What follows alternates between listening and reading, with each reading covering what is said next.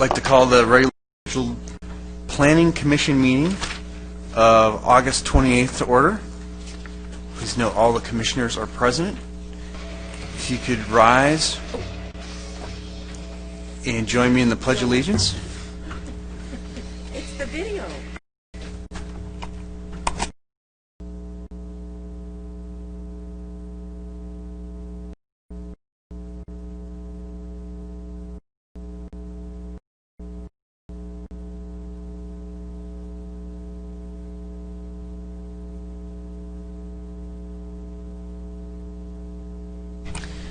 We're now at the public comments section of the meeting.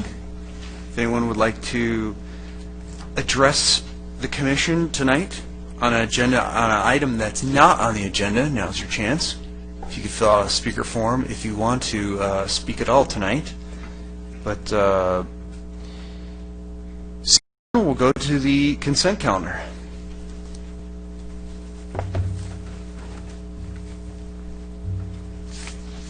Make a motion to approve the consent calendar.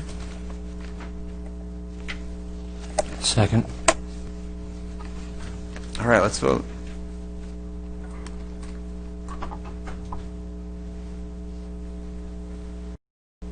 The item passes. So we're to agenda item number 2.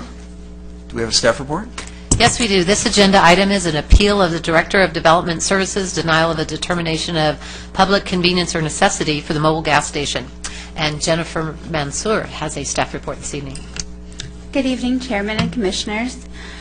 In March of this year, the City received a request for a determination of PCN for the mobile gas station located at Lake Forest Drive. The Alcoholic Beverage Control, or ABC, requires the determination of PCN when a business is located in either a high-crime district or when the business is located in a census tract that has been determined to have an undue concentration. The census tract for the mobile station is allowed 3 off-sale liquor licenses and currently has 3 licenses in the tract. This means the addition of another license will create undue concentration and is the reason ABC is requiring a PCN. The factors for determining a PCN are outlined in your staff report. And the applicant carries the burden of proving that public convenience or necessity would be served by granting a license. The request for PCN was reviewed and analyzed by City staff. The Director of Development Services determined that the material presented by the applicant did not include sufficient facts or information to adequately demonstrate that public convenience or necessity would be served by the issuance of an additional license in this census tract. Within the appeal period of the decision, the PCN was appealed by the applicant to the Planning Commission. The staff report for this item outlines the operation of the mobile gas station and the accessory retail convenience store, including their security. As noted in the staff report, the Planning Commission has 3 options regarding this appeal. The first is to deny the requested PCN, and at the end of the meeting we will prepare a resolution for the denial. The second option is to approve the PCN, which would be reversing the director's decision, and again we will put together a resolution for the approval of the PCN. And the third option is to decline to act, in which the determination for the PCN would be made by the Department of ABC. The appellant and the appellant's representative is in the audience tonight, and they have a brief presentation prepared. As always, if you have any questions, I'd be happy to answer them. Thank you.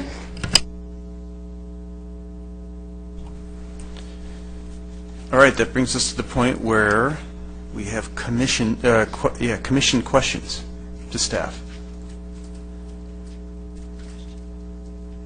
Does anyone have a question? I do. Yes, Mrs. Fuentes. Thank you. Sorry, Jennifer, I thought I read that we would be decided and then we would vote on it at the next meeting. Did I dream that? I think we could do it either way. We can either continue it or we could try to do something tonight. Thank you. If I can chime in, Mr. Chairman and Planning Commissioners, Sure. Our standard practice has been to take a final vote at the actual meeting and then bring back a resolution if one has not been prepared at a subsequent meeting. That practice is typically done when a resolution either hasn't been prepared or has been, and the commission goes contrary to it. Here, because we have had a plethora of PCN applications in the past months, we have a number of templates, if you will, both approving and denying, which makes it easy for us to draft up a resolution that mirrors what the Planning Commission does tonight in real time to ensure that there's no need to continue to a subsequent meeting. Just make procedural aspects of this maybe go a little bit smoother. Does that make sense, Mr. Chairman and Commissioners? Yes, and I would like that. It's a preference of mine to try to just get everything done in one meeting. And the idea is that with most applications, that's what we try to do, is to both take a vote and adopt a resolution at the same meeting, as opposed to having it stretched out over subsequent meetings, which also makes it easier on the applicant, either to proceed with his or her entitlement or to proceed with an appeal if that is necessary. So because it was stated in this report that it would be continue to the next regularly scheduled Planning Commission on September 11th, are we in any kind of violation with that? No, that's simply staff's recommendation to possibly have the resolution portion continue, but the actual decision was always going to be made tonight. But again, it's staff's recommendation. The public hearing is scheduled for tonight, so the public is on notice that the decision can be made tonight and most likely would be made tonight. Thank you.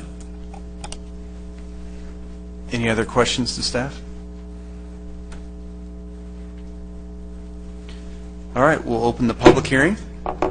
This is a public hearing. As part of the public hearing, the public has the right to voice their opinion and to speak or ask questions. I can speak for all of us here on the commission that we truly appreciate your comments and questions and ensure the public hearing runs smoothly in accordance with approved procedures. Staff and/or the commission will address any applicable comments or questions after everyone has the opportunity to speak. So I think first here I have a Dr. Jeff Jafari. Thank you. Thank you, sir. If you can just state your name and your city of residence for the record. Okay, things on. Good evening, ladies and gentlemen, and thank you very much for putting some time aside to meet with us. I really appreciate your time. My name is Jeff, last name Jafari, and jokingly I tell my students at the college, Safari, so they never forget the last name. Then I just tell them to replace it with J, the S with J. I live in city of Laguna Hills, off of La Paz, and I manage several businesses for JHM, Lake Forest Petroleum Corporation. One of them is the mobile gas station. And today I have Dr. Matthews with me, who we're also colleagues at the same time, and I have retained her firm to present our information to the city, and then hopefully we're going to have some favorable result at the end. And again, thank you very much for and again, thank you very much everyone here. My name is again Jeff Jafari. Just in case you have any questions that pertains to the business itself, I'd be more than happy to answer. Otherwise, Dr. Matthews would be presenting all the details. Thank you. Just so you know, this is a recorded meeting, so if you can speak into the mic so everyone can view you later on or even here tonight. Thank you. Thank you. Dr. Matthews? All right, next on the list is Dr. Cynthia Matthews. If you can again state your name and city of residence. Good afternoon, commissioners and staff and individuals that are here for this presentation. My name is Dr. Cynthia Matthews. I reside in San Dimas, California, and I've been retained by the mobile gas station, JHM, in Lake Forest to do the presentation tonight. Is there any questions that anyone has prior to me starting the presentation tonight?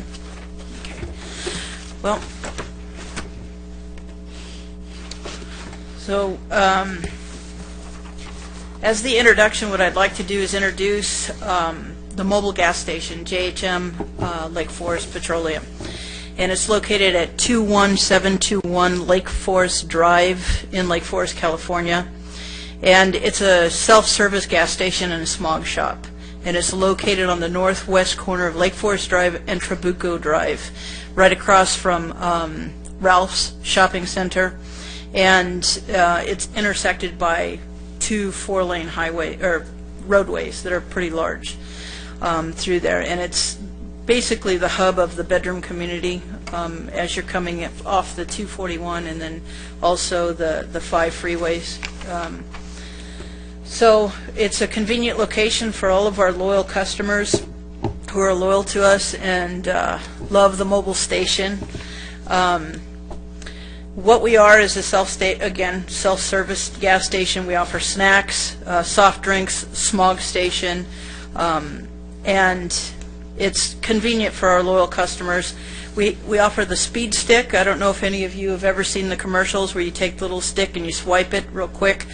So 20% of our customer base is utilizes the mobile stick. 50% of them use the mobile credit card, and then 30% are cash and other debit cards. So you can see that we have a 70% loyal customer base located here in this area. This is a picture of our snack shop. We have an empty bay currently, and the smog shop. I'm going to go through this real quick. I just want you to see basically the property itself and what's surrounding it. Now, this right here is the floor plan that we have currently, and I wanted you to take a little bit of a closer look at this right here. This is where the gas station pumps are. This right here is the mini mart located all the way to the far right of our screen here. And it's approximately 25,220 square feet. And the total square footage of the mini mart itself is about 205. So the square footage allocated for the beer and wine is about approximately 32 square feet. That would include 3 small reefer cases, 4x2, and what they would include is just a beer and wine as a convenience. This next shot here is what we're proposing to do within that, so that what happens if you take a look, this is the cashier counter up at the top. Right here is soft drinks, and a counter that we offer service counter, coffee, and that kind of thing, snacks. And this is where we would place the 3 coolers. There's beer and wine and a warm rack for the red wines at the back part of the store where children would not even be able to look at it. I mean, they can look at it, but it would be far enough away that it's not something that jumps out at them. This is currently the way it looks here. However, we would modify it in order to mask the presence of alcohol. Basically, it's a secondary convenience that we're offering. Primary is the gas and convenience. Secondary is the smog, so tertiary would be actually the, as an extra added, would be the liquor, or the alcohol itself, the beer and wine. This is pictures of the shops that we have. This right here is a picture of surveillance that we currently have now. This is a mock-up of what you just saw, and this is the red indicates the surveillance, yellow indicates proposal, what we're going to enhance the security just for customer safety with that. Then the next is interior cameras that we currently have in red. However, we'd propose to add the yellow in order to enhance that. Now, I'm going to skip ahead here. These are, again, just pictures of what we've got here. So let's go over here to the demographics here. Lake Forest, 17.82 square miles. Persons, 4,386. And population estimated 79,312. Females, 50.3%. So high school graduates or higher is 92%, and then bachelor's 43.2%. Median household income is 93,000 or above, and persons below the poverty level is 5%. Homeowner rate is 71%. Median value is about $500,000, and there's currently just a little bit more than 9,000. Why did I give those demographics right here? Is because statistically, with crime rate in this local neighborhood is very low, given the fact of that it's a bedroom community, given the statistics and the economic income, given the prices of the housing. This right here is a crime rate chart. That, as you can see, this in red is Lake Forest. Surrounding areas are Laguna and Mission Viejo and some of the other ones surrounding here. Very low crime in this area. So how do we determine public convenient? It's an applicant must provide evidence. So applicant premises are intended to provide customers with merchandise or services separate from the alcoholic beverages. We've got gas, we've got smog, we have snacks. Customers visiting premises would purchase alcoholic beverages as a secondary item. As I explained before, it's tertiary to what we're doing. We have gasoline, we've got the smog, and it would be just to enhance the availability so that it's convenient. Based on where the location of the gasoline station is, it's very convenient to that bedroom community. And evidence to consider may also include factual data showing that the premises will have a majority of floor plan devoted to food or other merchandise. Less than 2% of our allocated area, given the smog shop, the bay, and the mini mart, is allocated actually to where our proposed refrigerators for the beer and the wine. A typical meeting of this criteria also would be something like the supermarket or a food store. If they want to get bulk, cheap beer, they can go to 7-Eleven and get it with their hot dogs and, you know, corn dogs and lottery tickets, which we don't offer, and that's a separate business. So also, information from law enforcement authorities that this will significantly impact or affect public crime. So how do you determine public necessity? Is to show that information to include factual data that showing the applicant premises will provide unique experience, which it does. In and out, as you could see by the pictures that I quickly went through, and Jennifer has a copy of. We have two inter and outer entryways of and exits going into this corner mobile station. It's convenient because it comes off of two major roadways, Trabuco and Lake Forest. People coming home, average area that they have to travel to work is 25 miles. You get home, you're tired, a long day at work, fighting traffic. You come in, you want to go home, fill up your gas for the next day, grab a bottle of wine and just go home and chill out. And then again, the law enforcement agency. This is the X that marks the spot right here, as you can see. Again, this is where we are here, and right in between two highways. This is the census tract right here. In our local census tract, we have 3 that service alcohol at this point. And then the next track over, up on top, where the 99-cent store was approved, has 7 currently in there, which is well above the 3 that's acceptable. Now, if you'll look down here in the middle, down in this one, there are 0 in this track. The next one over here is 2. Now, from my understanding, they are not, it's not foreseen that they may have any growth there for any of these off-site liquor licenses because of commercial. It's all residential right there. So our service right here are for people that generally live right in this area. These 2 areas here, that's Ralph's and CVS.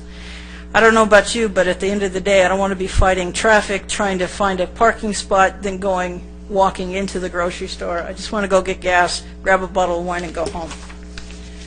This is another look at that same area right in here and right in here. Children, this is a high school here. However, kids aren't going to be hanging out there. There's a Shell station that doesn't have a liquor store. They've got more snacks. They've got plenty of snacks. Or they want to go to 7-Eleven for their Slurpee.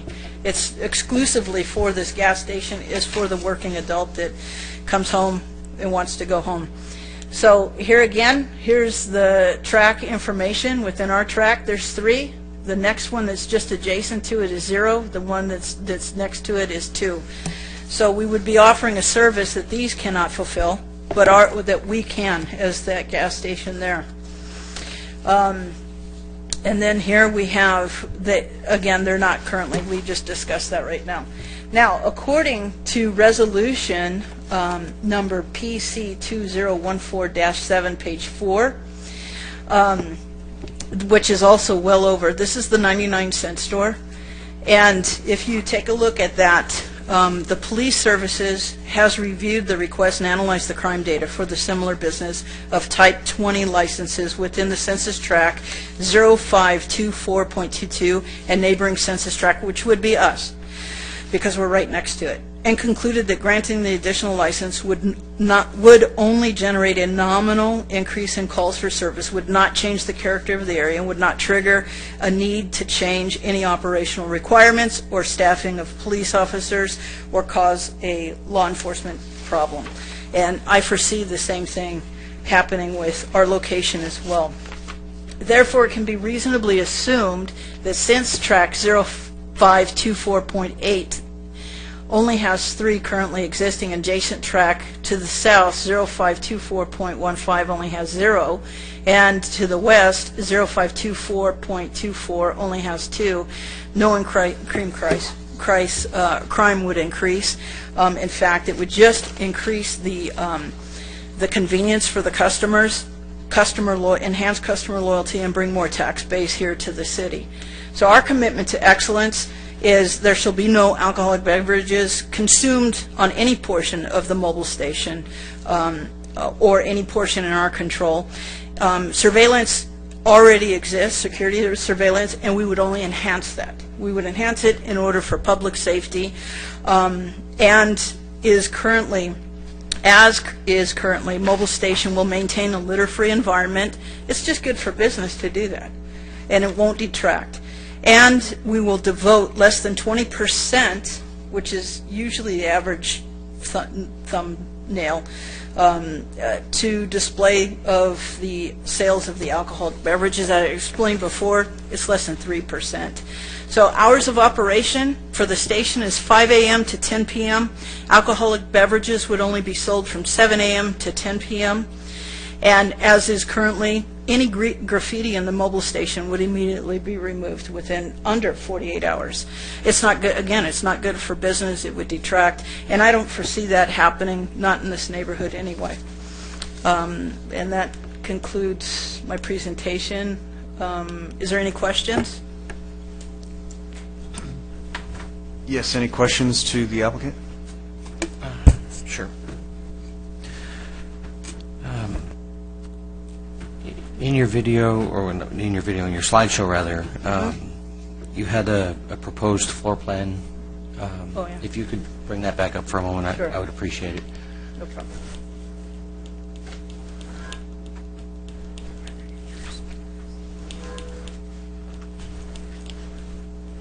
And the main reason I ask is because it's different than the one that's in our packet.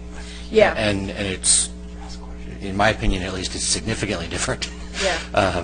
What we did is, as a consultant, I took a look at what was currently in the packet itself, and then what I did is I redesigned it, because to me, it's more feasible, to me, it's more secure, to me, it's less noticeable to any young kids that if they were accompanied by adults that would come in, it keeps them up towards the front. Right.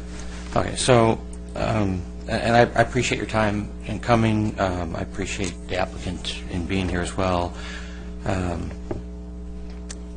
So I'm going to blast away a little, and I'm going to backtrack a little, and at the end of the day, we'll get where we get. But Okay. when I first saw this, I thought to myself, well, it's no wonder it was denied. I mean, you've got 4 existing refrigerators, and you're saying we want to make all 4 of them now alcohol. That's 100% switch over, Right. and you've got a refrigerator right next to the front door that you're going to put booze in. I don't even have to blink and read the rest of the packet to say, that's crazy. And that's why I redesigned that. Exactly. You are absolutely So when right. I saw this, the first thing I thought was, oh, good, they're not crazy. They realized it. So, so that was my biggest thing. I still don't know logistically. The other thing it bothers me a little bit, and it's minor, but I got to get it off my chest because I don't know how much of a difference it makes, is the reference to the floor plan square footage-wise.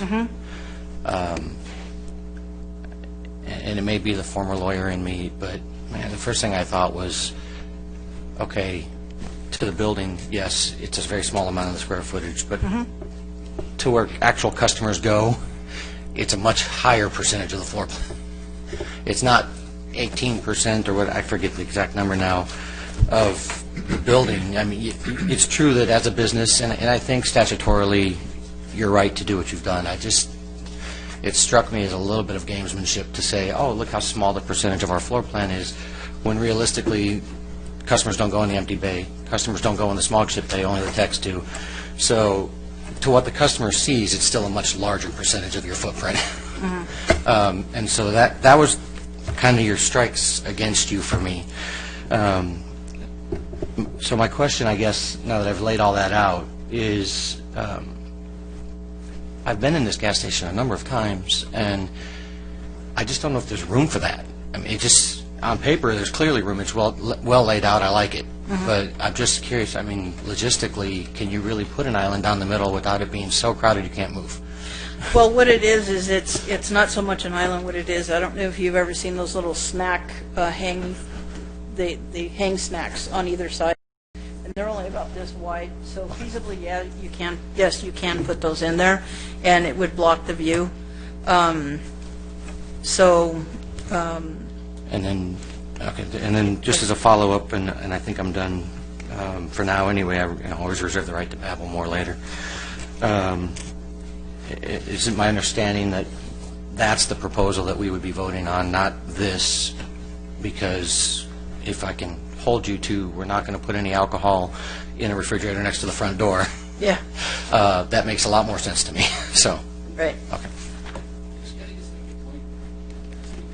If you could stand up and come to the mic. The island, we have taken that one off. So, and then the back, those back refrigeration systems, they're going to be replacing an existing counter that we have. I think I've seen you there. Yeah, you got the gas. I come in for coffee. Yeah, I'll be great while I go there to visit. I think I've seen you there. So those, we're taking the counters off and replacing those with 2 refrigeration system refrigerators. But I don't think we're going to continue with the mid-island. If you go there tomorrow, you see it's not there anymore. We took out the island.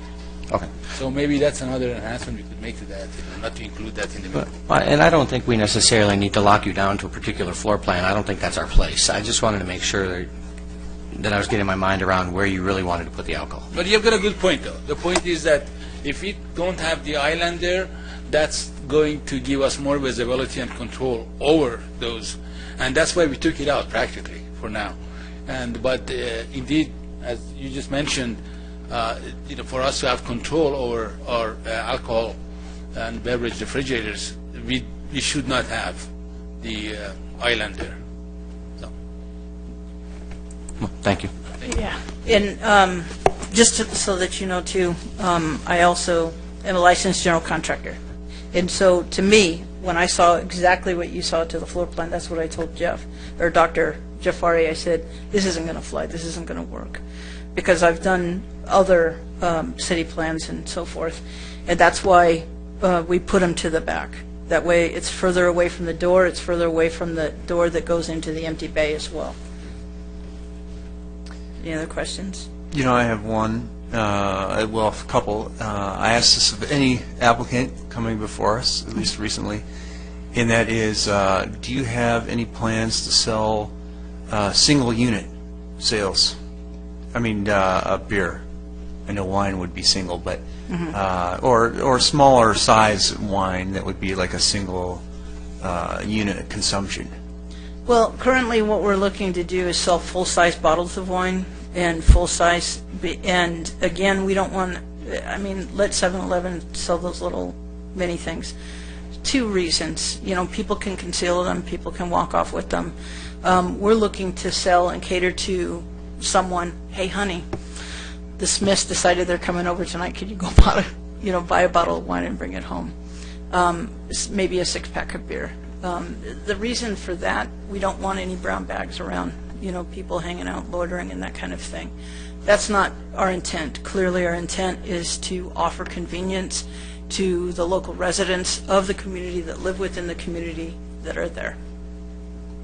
Is that something that you would want to attach to your application? We can do that if you would like. I'm not asking you to, I'm just asking if that's something that you would want to add to your application. Yes, we can add that. Okay. Yep. Any other questions? Commissioner Ludden.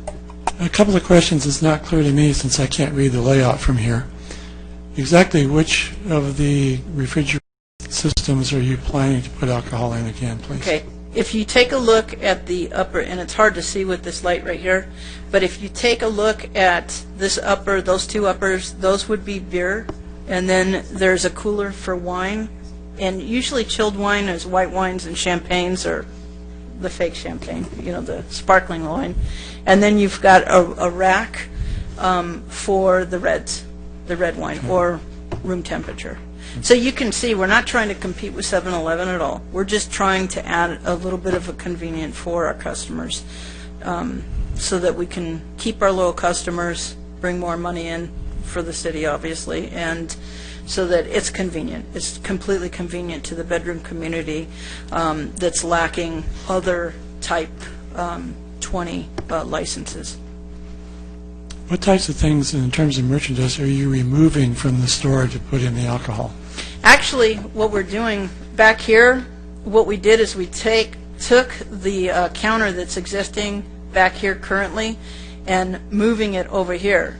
So we take the 2 refrigeration units here and flip them over here. So we're actually not removing it. We just changed the floor plan to accommodate the refrigerator that would house the beer and wine, to making it to going to the furthest corner away from, again, the doors there, and increase with the surveillance. Let me just make it some correction to that too as well. Currently, half of that area is non-functional.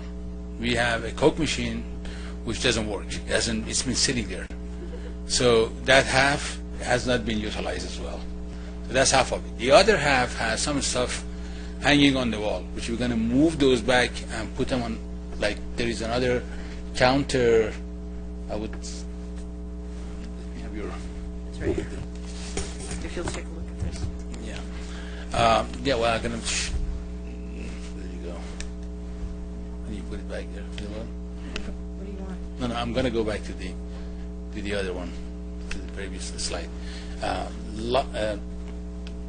here? Go up there, right next to the counter, front counter. Not that, no, the bottom one.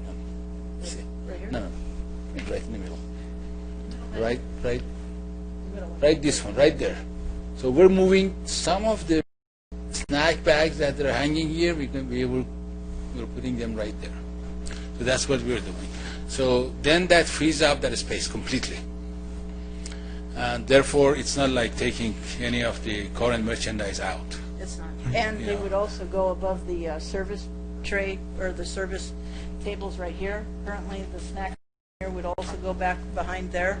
He's removing the Coke machine. They're going to sell bottled Coke. And then here, of course, the coffee, and for our early morning consumers that want to go ahead and take the coffee on the fly. What type of advertising do you plan to do in terms to let people know that you be selling alcohol? It would be zero advertising, except we took some surveys. I wish I had put those stats together. In fact, I had some of my students do it at the college for me. And that's why we decided to go to this direction with the beer and wine license. But our advertising would be very much word of mouth. You walk in, you see that, and that's it. We're not going to be putting any type of advertising that, like we currently do have advertising for a smog station, but that's going to stay the same. There will be no additional advertising that, hey, we have this.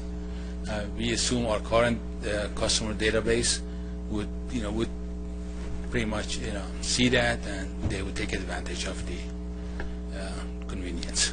Are you offering anything unique in terms of the alcohol that you're selling that would be different from the 7-Eleven store that's 200 feet away? I couldn't tell you yes now, but I would like to do that. I would like to kind of give the station a different class. I'm the chief operating officer for these whole entities, and I've done certain changes to some of our assets. I like to give it a different character. I like to get some data first. Maybe I move towards the high-end products. See if that would be something that completely separates us from our competitors. But to begin with, obviously, we're not going to do any single selling, none of those, and we're going to start with some of the high-end product to begin with. And if we do get the consumer purchase power to support us, obviously, I'm going to move towards a much more expensive lines and see what happens. I mean, given Lake Forest, I live in Laguna Hills, and I go to certain places to do my alcohol shopping. So I assume, if you get good wine drinkers, if I have high-end wines, why not? We just bring something expensive, and obviously that's going to attract a different, consumer database. How does your point-of-sale system help you keep underage people from purchasing, or people who are not supposed to purchase liquor? How does your POS system screen that? Well, right now, selling cigarettes, our employees are very much familiar with checking IDs. In fact, within last 8 years, since 2008, since 6 years, we have never been fined by Bureau of Tobacco and Control. I mean, we get visits. So we have never had any violation in our license, none of that.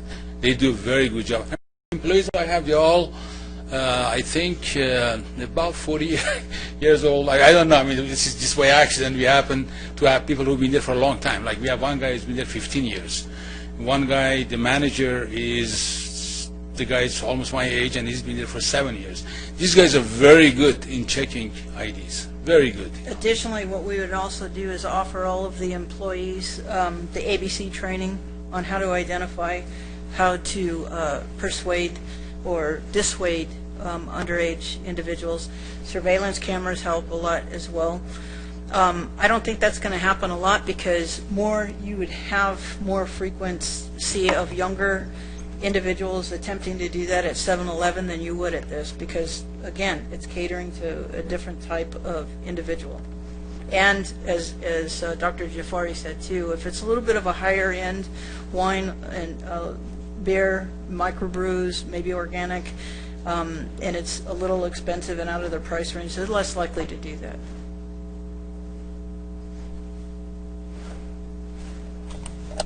Any other questions? Yeah, you said you've kind of done a survey, so you're trying to understand the actual need, if there is one, that has yet to be, at least my opinion right now, has yet to be established. So what are you projecting that your sales are going to be here in terms of you're allocating some, very limited space that you have there? I too have been inside so I know how small this space is.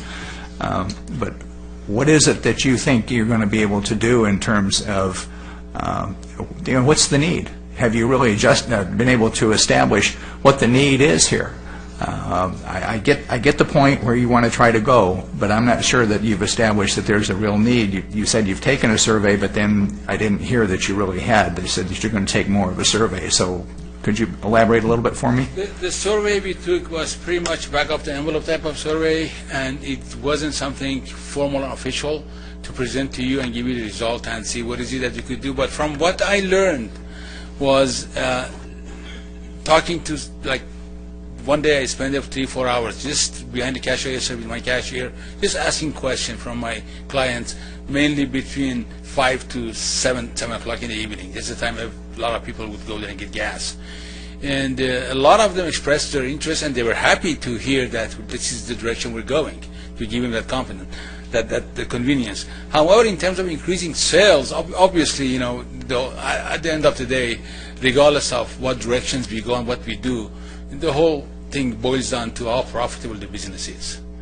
Now, we have taken a lot of loss in that business for the past few years, and now we're trying to find different directions to see if we could increase not only the sales, but also to offer, you know, other convenience to the community. So it is, at the end of the day, you know, it's going to increase our sales without taking away anything from any of the competitors. You know. You're welcome. And if I may add too, it'll also increase our competitive advantage as well. We have our loyal customer base, and you know, again, as I explained before, the swiping, the credit cards, and so on and so forth, and the need. We're right next to 2 other tracks that are under developed in their Type 20 licenses. So comparatively, on the other side, that has a lot of activity, a lot of stores, a lot of fast food, and a lot of traffic over there that has 7, we don't have that much. If we were right across the street, it would be a whole different story because there's nothing there to compete with. So it would actually increase a little bit of our competitive advantage. And those that may be deterred at night from going to shop at 7-Eleven, and again, just because they're tired, they want to come home, get the gas, and go. Commissioner Fuentes. I believe the law requires that you prove a need or a necessity or a convenience, and not both. So, in your opinion, either one, what would you say is your strong point, a convenience or a necessity? Actually, I think with alcohol, you know, you can argue either way, but I think that it's a convenience. It's a convenience to the community, and it's a convenience. Yeah. Any other questions? All right, and we have a Mr. Victor Scher.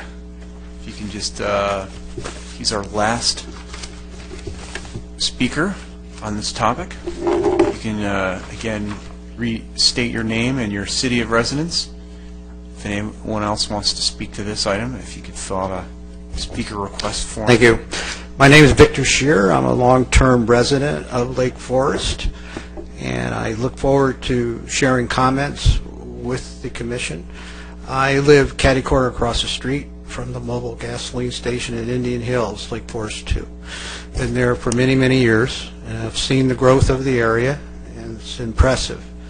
However, I do support the denial of this particular license for a couple of reasons. I have personally visited the site, but more importantly, the saturation concern that I have. Within a quarter of a mile, there's a liquor store up in Lake Forest near Dimension, and Walgreens up the street. Across the street is Ralph's, CVS, and 7-Eleven, and the area is growing from a saturation point of view. Personally, if the mobile station really felt it was a convenience, why didn't they apply many years ago for this? The fact that they don't have lotto tickets, I don't think it has any relationship to what we're talking about tonight. But from a necessity standpoint, I do not see any grounds for the denial, for the approval of an appeal, because quite frankly, having been in that center with the 7-Eleven, and there is a preschool there too, matter of fact, and the traffic coming in and out and trying to get onto Lake Forest Drive or on Trabuco is pretty challenging. But I don't view the mobile station as a destination for alcohol and wine if somebody wanted to shop, because there's a lot of other convenience places in the area. If they were offering some unique service to the community or something different, that's one thing. But to have a Me Too situation, I really take objection to that. And if all they're doing is selling gasoline, that's what their business is. And the fact remains that if alcohol is served, there's no question that traffic coming in and out of there would be impacted negatively, because, quite frankly, if somebody wants to walk 150 feet to the left where the 7-Eleven is, because it's right next door, it seems to me that it doesn't meet the convenience test. But I'm more concerned, as I said earlier, about the necessity. So I personally feel that I support the planner's recommendation on denial, because I've read through the literature, I've looked at all the facts, and it's my belief that the owner of the business did not provide justification or adequate documentation to support either the necessity or the convenience test that as presented. Thank you. Thank you, all three of you speakers. I appreciate your comments. All right, the last chance. Anyone else? So let's bring it back to the commission for additional questions to staff or for comments.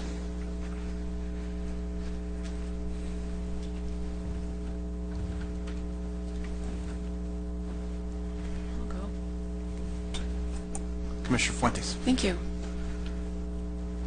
Well, I was disappointed when I read the application, which I think Dr. Jafari has agreed with, because I don't believe that the written application proved any convenience or necessity.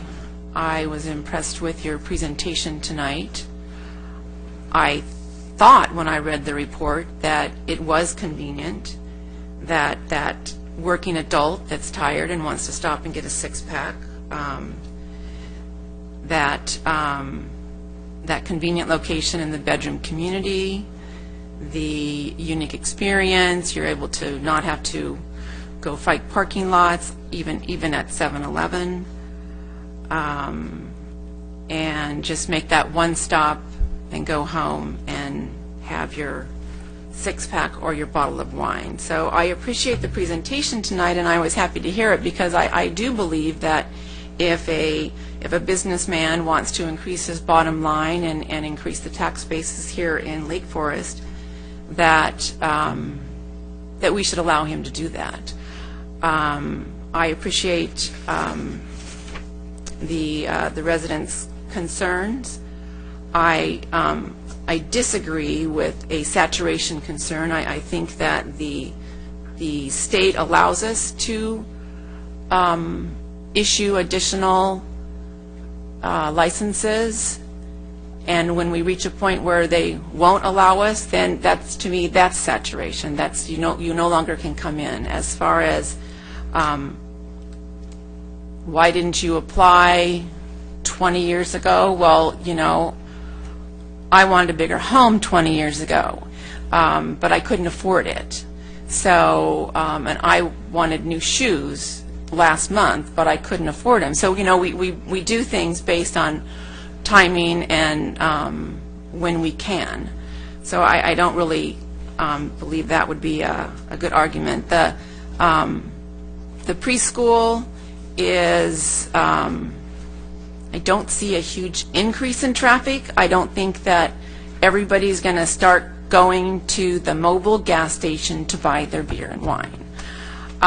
So I believe that, when my kids were in preschool, I was holding their hand and I was watching the streets, and it was my responsibility to get them in and out, and they didn't go and get beer or wine when they were 3. So I just really feel that there's a silent majority here in our community that doesn't come to these meetings because they see a businessman asking the city may I increase my business? And then they've come here and they have said, I fall within the letter of the law. I'm providing a convenience to the residents, and even to non-residents that might be working up in Dimension and heading on those freeways.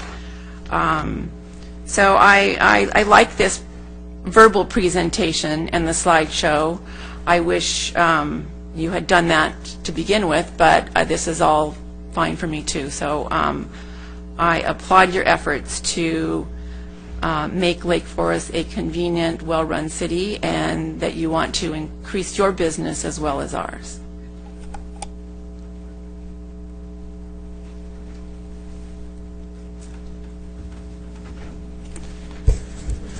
Okay.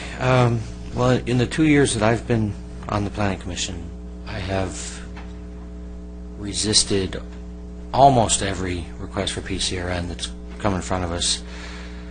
And I've stated a number of times through that process that I look at each one individually and the facts of each one separately, and I've had people question whether or not that was really true because they say, you keep coming to the same result. So, that being said, I think this is it's a much easier situation for me. This is a situation where I can look and say, it's clearly different than anything we've looked at in the 2 years I've been here. It's in an area where we're not already 3 times our saturation level, statutorily speaking. I don't like that term because it's got a statutory meaning that those of us who've been trained to read statutes understand, and everyone else has the normal English meaning of it, and it's not the same, and so it confuses people and it muddies the waters, and lawyers are good at doing that, muddying the waters. But statutorily speaking, this tract is just right at that. Okay, now you have to ask the city limit, and the tracts around it are also fairly sparse. It's not a part of the city where we're being asked to put yet another outlet in where there's already a ton of outlets, and then just. My concerns on the physical space were addressed tonight.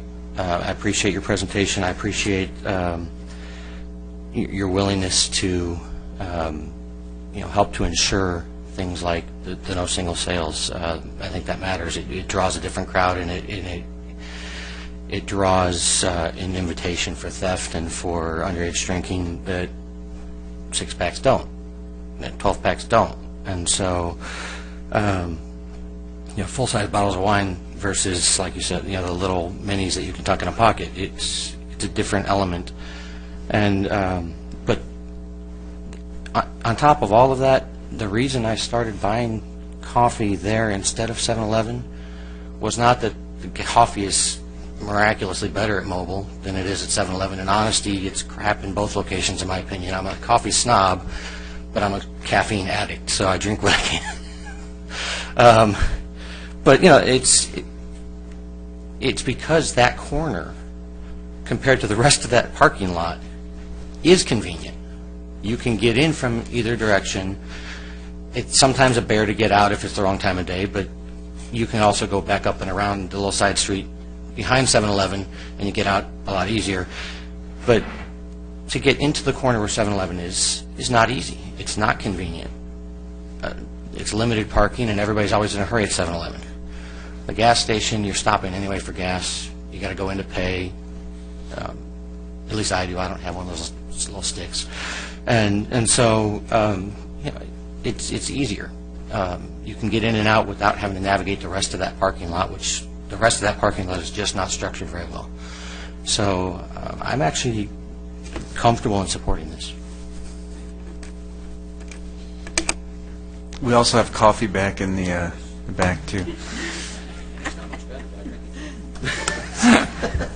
Any other comments? Yeah, I'm going to jump in here if I can.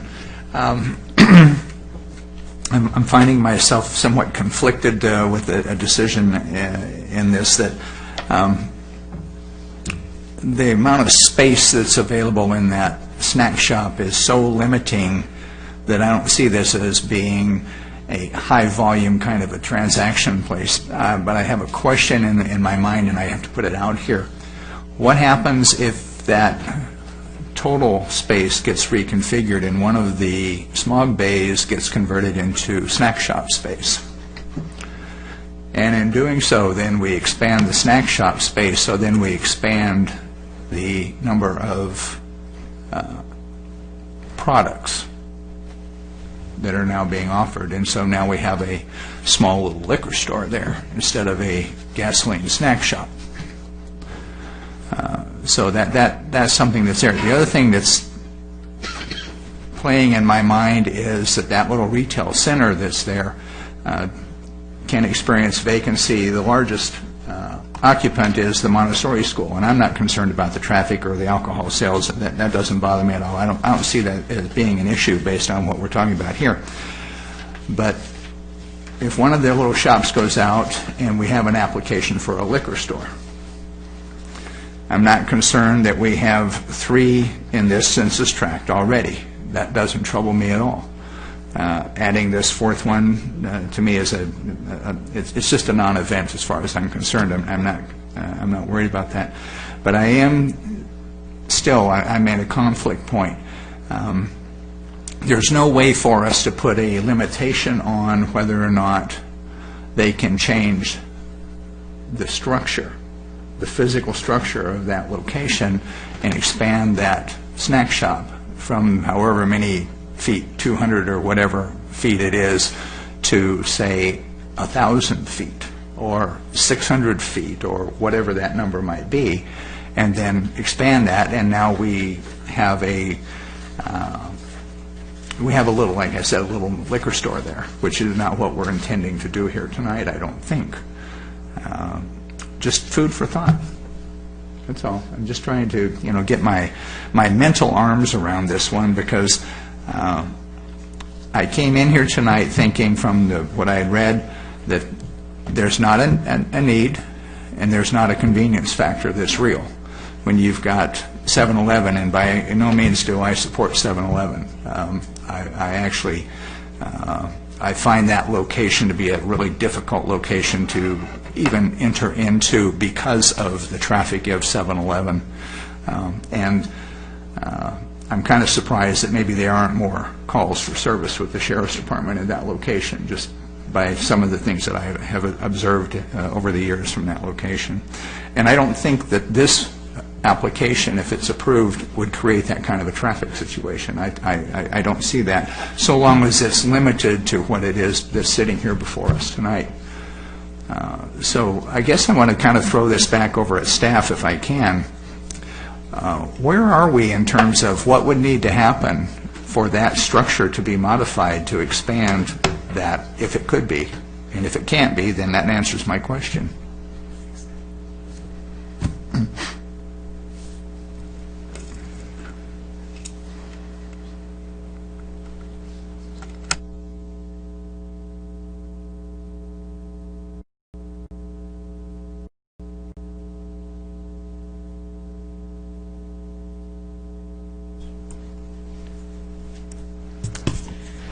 After conferring here, we have made changes to the zoning ordinance, so we want to make sure we're on one page.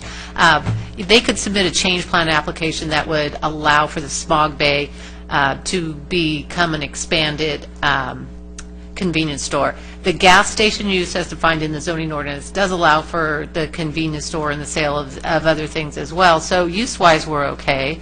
We would look at the parking, make sure the parking was okay.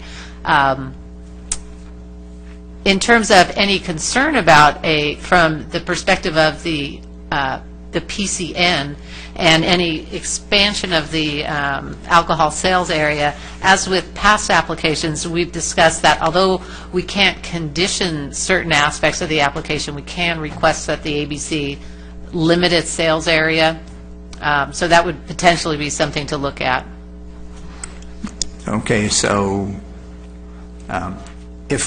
if this were to be reversed, and if it was to be agreed that we would want to make a recommendation to approve the application, in that then the communication to the ABC would then have in it a recommendation of limitation for the actual space. Is that what I understand? That's correct. The ABC has jurisdiction over these matters. We can certainly make a recommendation to them along those lines. Okay, great. Thank you very much. Follow-up to that, we would have to stipulate that, correct, Mel? Any resolution adopted by the Planning Commission approving the PCN finding would include that as a stipulation. It would if we directed it to be there. When you say it would, it sounds like it's already in there. No, it's not drafted yet, so nothing's already. And we haven't agreed upon that. That's exactly right. Okay. It would be in there if the commission voted to put it in there, and if I drafted it. It all depends on you. Well, in my opinion, expansion is good. I can't imagine that that smog bay makes that particular location any larger than the chevron down at the at Lake Forest near the freeway, and I just don't see why we would say to a businessman, we're going to let you do it, but don't get bigger. Because I can't imagine that if you wanted to expand, that it's going to just be all beer and wine in that smog bay. It's going to be, any business would say, I would expand it appropriately. So I would not ask a businessman to not succeed in that case.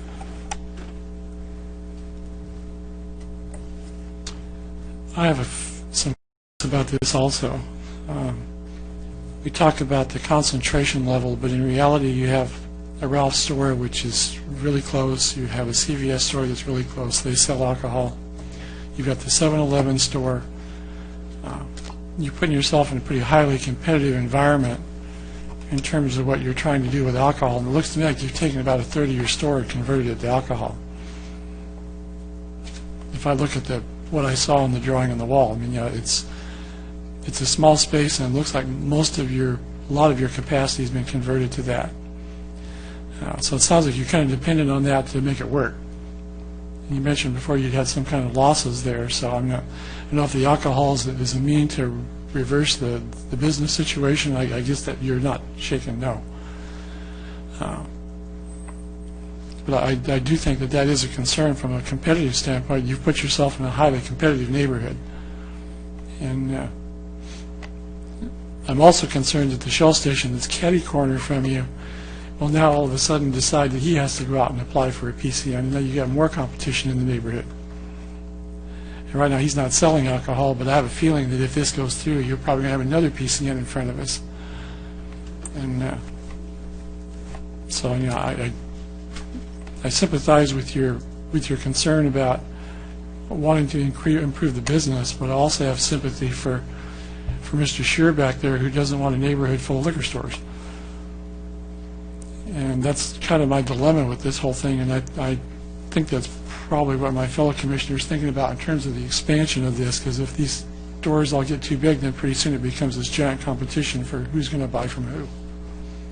And that's a real concern to me.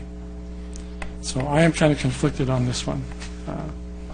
I do appreciate your presentation. The presentation made a lot of difference, because based on what I read in the submittal, I would have rejected it hands down. Now you've got me thinking about it. I think that, so Dr. Matthews, congratulations, you got me thinking about it. So that's my issue. I mean, if this doesn't work with the alcohol, I don't know if that puts you in a better position or worse, but I'm still thinking about exactly what the right solution is here, because I think this one it's not super easy, because I'm afraid and I've commented before that PCNs are a slippery slope. I mean, once you start approving them, pretty soon you can't stop approving them. And then all of a sudden you have proliferation everywhere. And I don't think that's our intent either.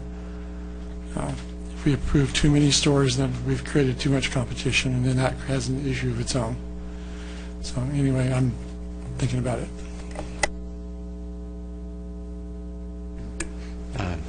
I just want to say, to Commissioner Ludden, I actually agree with most of what you just said, and I don't have a tract number in front of me to be able to look it up, because that little tract is not, it's cut off on our map. But if I'm picturing where that tract ends correctly, if I'm remembering, that's actually the tract that has 0 at the moment? They're not going to have any because of no commercial area. Right, the only commercial in that tract is that particular gas station. If they decided to ask for it, they wouldn't have to ask us at all. They would get it from the state. Right, and the other one that only has 2, again, it's all housing, so there is no possible growth for that. That's my only observation on that. If I'm picturing correctly which way that tract runs without being able to see the whole map, I have a whole map, you're correct. there's none in that at the moment, correct? Correct. Yeah, and that's because the rest of it is all houses, so this, if they went to ABC, Shell, they would get it without ever seeing us. Well, and that's one of my concerns, is that the competitive situation might force them into doing that, in which case they're going to get it whether we like it or not. Now all of a sudden, we sort of, in that case, have de facto overconcentration, even though they're in different tracks. Or whatever you want to call it. I don't like, to me, this whole thing with concentration doesn't have any meaning. So I look at how many places are in the immediate area, and that's what I look at. I don't care. I really don't care what the census tracts have to say about it, because that's, to me, it's kind of a non-starter. Commissioner Verplank, your finger's on the button. I think you want to say something. Put your finger. Yeah. I get a sense, and I appreciate the fact that we want to try to help an existing business, prosper wherever we can, and I'm not. I understand that this location will have at least a better opportunity for revenue generation to some degree. I don't know how much it's going to be, but I'm also reminded of the 76 station that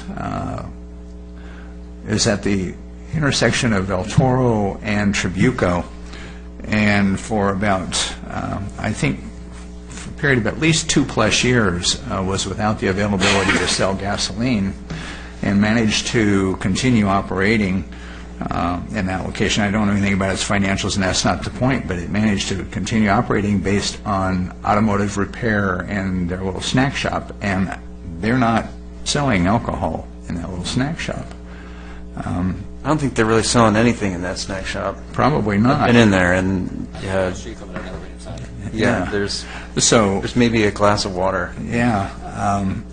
So obviously, their business model had to adjust from gasoline and service to purely service. We're not to be concerned with how a business owner runs their business, but I'm just making a comment here that that's a local business that did survive in a difficult economy with the inability to have one of their key products, which was automotive fuel, available for sale. And now they do have it back, and so, maybe that'll come on, but I just wanted to make that comment. All right, I guess I'm batting cleanup here. I too conflicted about this, and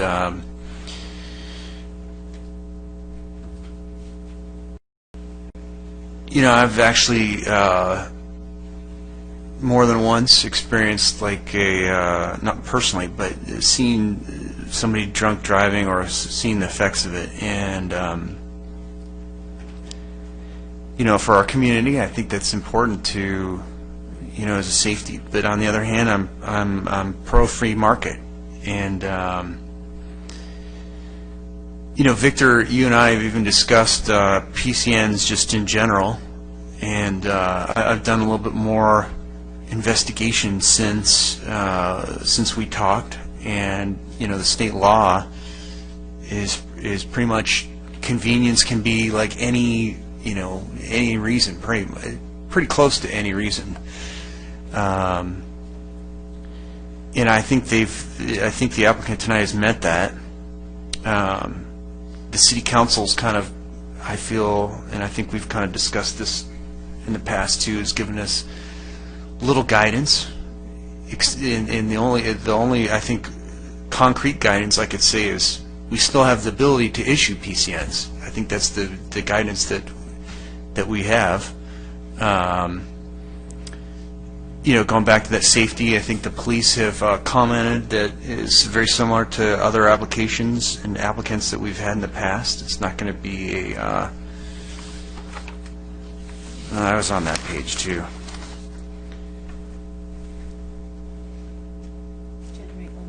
Nominal increase in calls for service wouldn't change the character of the area, wouldn't trigger a need for change operational requirements, staffing, or cause a law enforcement problem. So I have to think about that. I think the auto, I looked at the map, and it like you were just talking about there with the 76, Commissioner Verplank, if you look at the map, there really aren't that many gas stations in the area that have PCN licenses. I think the only one was that mobile up on Lake Forest and the mobile on El Toro. Yep.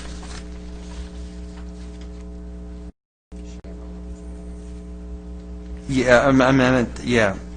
Within the closest one is El Toro mobile, and the second is the one up the mobile. And those are pretty far away. I mean, those aren't exactly next door. So I see there's definitely an argument for convenience there, according to the law. I also consider them being a Type 20. That it's not going to be the hard stuff. So I think you've got my vote.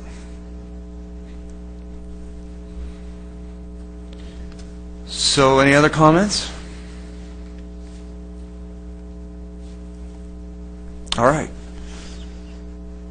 Do I have a motion? I'd like to close the public hearing and make a motion to accept the, well, let's see, what's my wording, Mal? To approve the requested determination of public convenience or necessity, reversing the director's decision, and direct staff to provide a resolution for the approval of the PCRN tonight. That's correct, and if I could just chime in since you invoked my name. I did. If you could also make as part of your motion direction for staff to draft a resolution or finalize a resolution, because it's been drafted as you've been expressing your opinions, and come back after a short recess with that resolution for adoption. So that part that I said about direct staff to provide a resolution for the approval of the PCRN, you want me to add and then take a break? Sure. And come back? Yeah. Since we don't have a second yet, can I offer a friendly amendment? I don't know if point of order-wise, I think I'm okay there. That I would like to see included the request to ABC that the single unit I cannot talk tonight. Single serving beer and malt beverages be excluded as a right. We don't have the ability to make them included, but at least that request that language be included. I would add that to my motion. And I'll go ahead and second as amended. Now, we're not going to vote, just as a point of order here, we're not going to vote on this, come back, and vote again, right? Or is that what we're doing? Should we just take a recess now, allow you to write it, and then come back and... We can do it either of those ways. We can take a vote on the motion on the floor. We can have a recess with the motion on the floor. Either way is fine. If we vote right now and the motion passes, then we would come back with a resolution and we would vote on that resolution. Of course, the danger of taking a recess with the motion on the floor is that it might not pass. And then we've just wasted 5-10 minutes of drafting for no reason. So my recommendation would be to actually take the vote, understand where the commission is going, and then we can recess to draft the resolution up. Very good advice. All right, we have a motion and a second. And as part of the motion, just to confirm, part of the motion was to recess after the vote. Yes. Okay. So let's vote. Any discussion? I forgot to ask. All right, let's vote.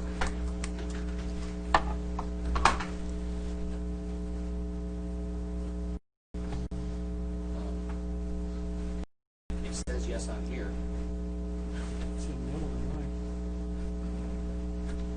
All right, can we clear it?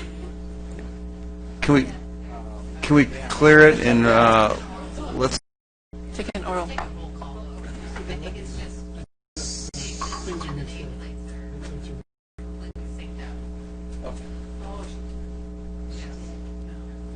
Hate it when she does that.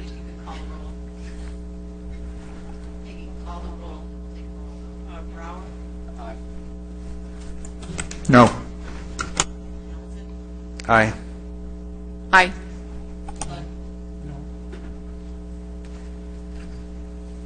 Okay, so resolution passes 3-2. All right, with that passage, we are going to take a brief recess. Thank you.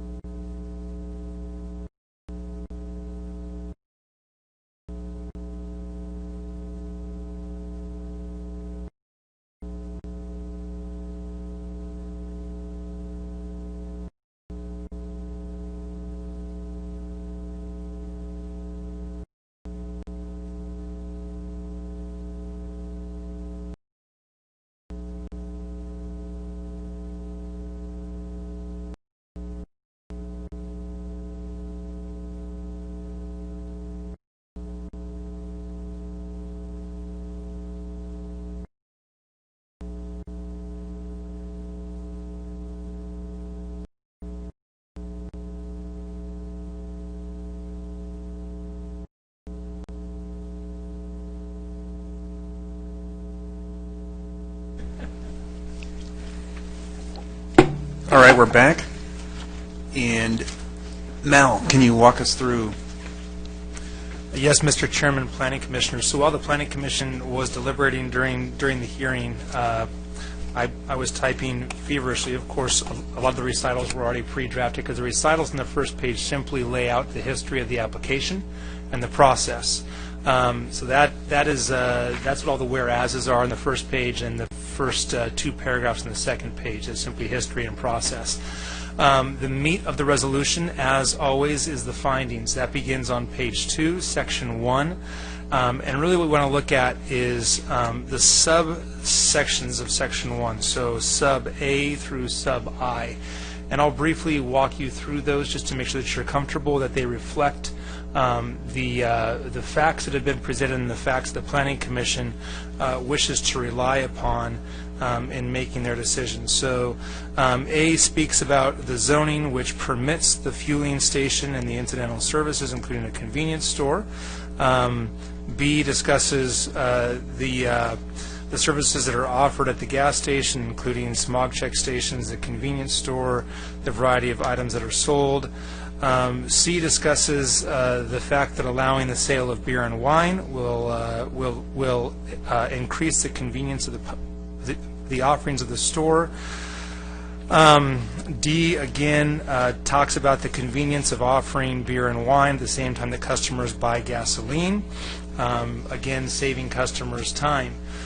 E is one of the issues that was discussed in some detail. That is the convenient location of the gas station at the corner of two major streets with ingress and egress from and to both streets, resulting in high convenience. And this is, of course, different from other retailers in the vicinity, including the 7-Eleven, in the same parking lot.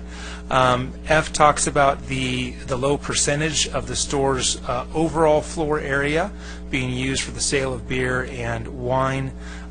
G speaks about the security issues, security cameras, employees being trained as necessary to card. H speaks about the new floor plan presented at the Planning Commission meeting, the lack of single alcohol sales, and the safety that results from that. And then I, finally, is a brief review of the findings made by police services. Finally, and of course we have a CEQA boilerplate paragraph there. Finally, in section 2, the Planning Commission's action. If you look at sub 1 there, it is to reverse the denial of the director and to approve a PCN determination for the gas station, and importantly, that's approval with the recommendation to ABC to not permit single sales of alcohol at the business. So that is the resolution in a nutshell. If that accurately reflects the majority's motion from previous, then you can make a motion to adopt the resolution, and we can proceed accordingly. All right, any comments? Okay. Yeah, and Madeline, item G, 2G, is that interpreted as inclusive of the new security cameras and so forth that were presented by the applicant here tonight? Is that what that's intended to? Yeah, this is a general finding regarding overall security, which would include the items that were discussed tonight. Okay, so that's inclusive Yeah. of what they made the presentation. Thank you. Well, can we clarify that? Because I believe in the presentation, they said we have some, and we're going to add more. So I think possibly the language should be that, because I don't think it covers the entire areas of the sales area. So I think if we want that the new cameras to go in, do we need to have that in G? Mal?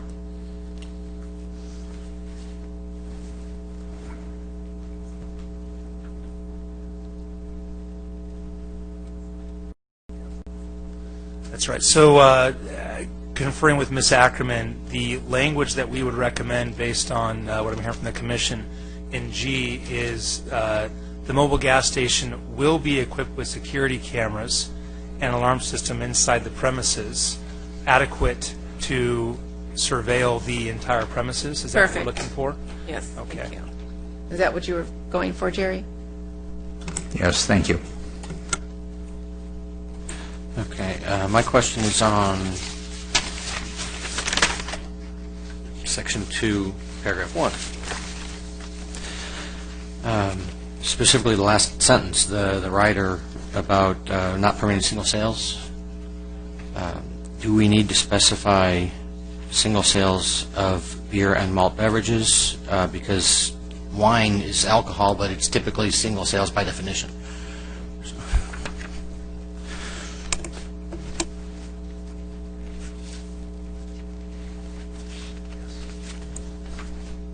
You're saying the last page. The very last page, yeah, 2.1, right above the adopted line.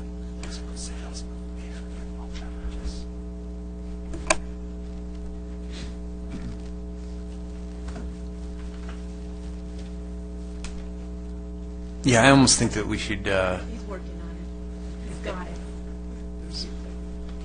So that revised language would be to not permit single sales of beer and malt beverages at the business. Is that correct? Yeah, I think that by doing that, we're not being overly broad. Sure. On 2H, can we make one of the recommendations to ABC that we stipulate that they use the new floor plan that was provided tonight, not the one that was in our other submission? Well, that would require the Planning Commission to amend the motion that was already adopted, as opposed to simply adopting a resolution that reflects the Planning Commission's motion. So adding a new stipulation to the ABC would force us to go back to amend that motion. What was your concern, Tom? I'm sorry. Well, the floor plan, as you mentioned in the beginning, this was, I think Commissioner Bauer made the original floor plan that came with the written submission was much different than the floor plan that was presented tonight. But it says the new floor plan presented at the Planning Commission meeting, which to me says what they presented at the meeting, not what was in our packet. But there's nothing in that that says that we're making a recommendation that they stay with that. Well, the approval that, what we want to do, this staff report is what you're approving. I think the city wants to maintain the purview over the review of the actual floor plan of the business, not involve ABC in that. So I would suggest under H, the new floor plan presented at the Planning Commission meeting on August 28th, what shall be incorporated in the staff report. So that becomes the record that we base the approval on, but nothing having to do No, with that's the fine. ABC. I Okay? just That's a wanted to good make sure that- suggestion. Yeah, I just want to make sure we got the new floor plan, not the old one. Right, and then we'd want to get a copy of what the applicant had in their presentation, and we'll amend our records and our approving action. We could even attach that. Do we need to change that single alcohol sales there into single beer and wine, or beer? Yeah. We'll change that to reflect what we already changed. It'll be this lack of single sales of beer and malt beverages. If that, anywhere in the resolution would be fine with me. Global. I know this is a very, very small item, but I think number 3 on page 3 really is number 2, right? it is entirely likely that in the drafting of this, the quick drafting, there were some typos. We can change those when this goes to press and gets signed. But yeah, it looks like 3 should be 2 and 2 should be 3. That was just a little small item.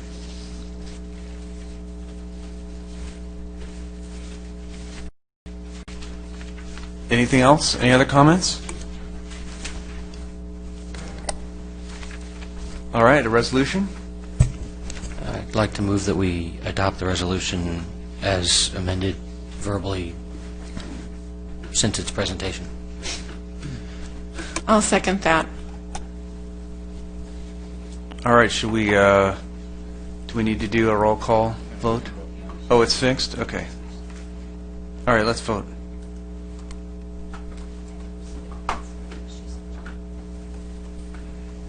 Well, the electro vote works. Resolution passes 5-0. Mr. Chairman, Planning Commissioners, just for the record, for those in the audience, those who are watching, a procedural matter. The Commission voted 3-2 on the PCN application. The Commission then voted 5-0 on the resolution as reflecting the Commission's action on the PCRN. So that's why we had a 3-2 and then a 5-0, which was exactly the correct way to vote. So just wanted to make that clear. Thank you. Well said. So that brings us to agenda item number 3, discussion on citywide wireless coverage. Ms. Ackerman, do we have a staff report? We have a whole presentation for you this evening. I'm going to give Cheryl a little bit of time here. Jennifer is leaving for the evening, but Cheryl's here, and we have a number of representatives of the industry and members of the public. And if you're ready, Cheryl, I can turn it over to you. Sure. Cheryl Kuda. And I'll vamp while you're setting up. Thank you, everyone, for staying to this time to be able to comment and discuss this agenda item from the audience. Thank you. Thank you, Chair Hamilton, members of the Commission. This is the second in a series of workshops on the topic of citywide wireless coverage. When last we met on July 10th, you directed staff to go out and do some research, meet with the carriers, and see what we could come up with. We did meet with the carriers back, I believe it was July 25th. We got some good feedback, and we do have several members of the meeting here this evening. What have we learned during this amount of time?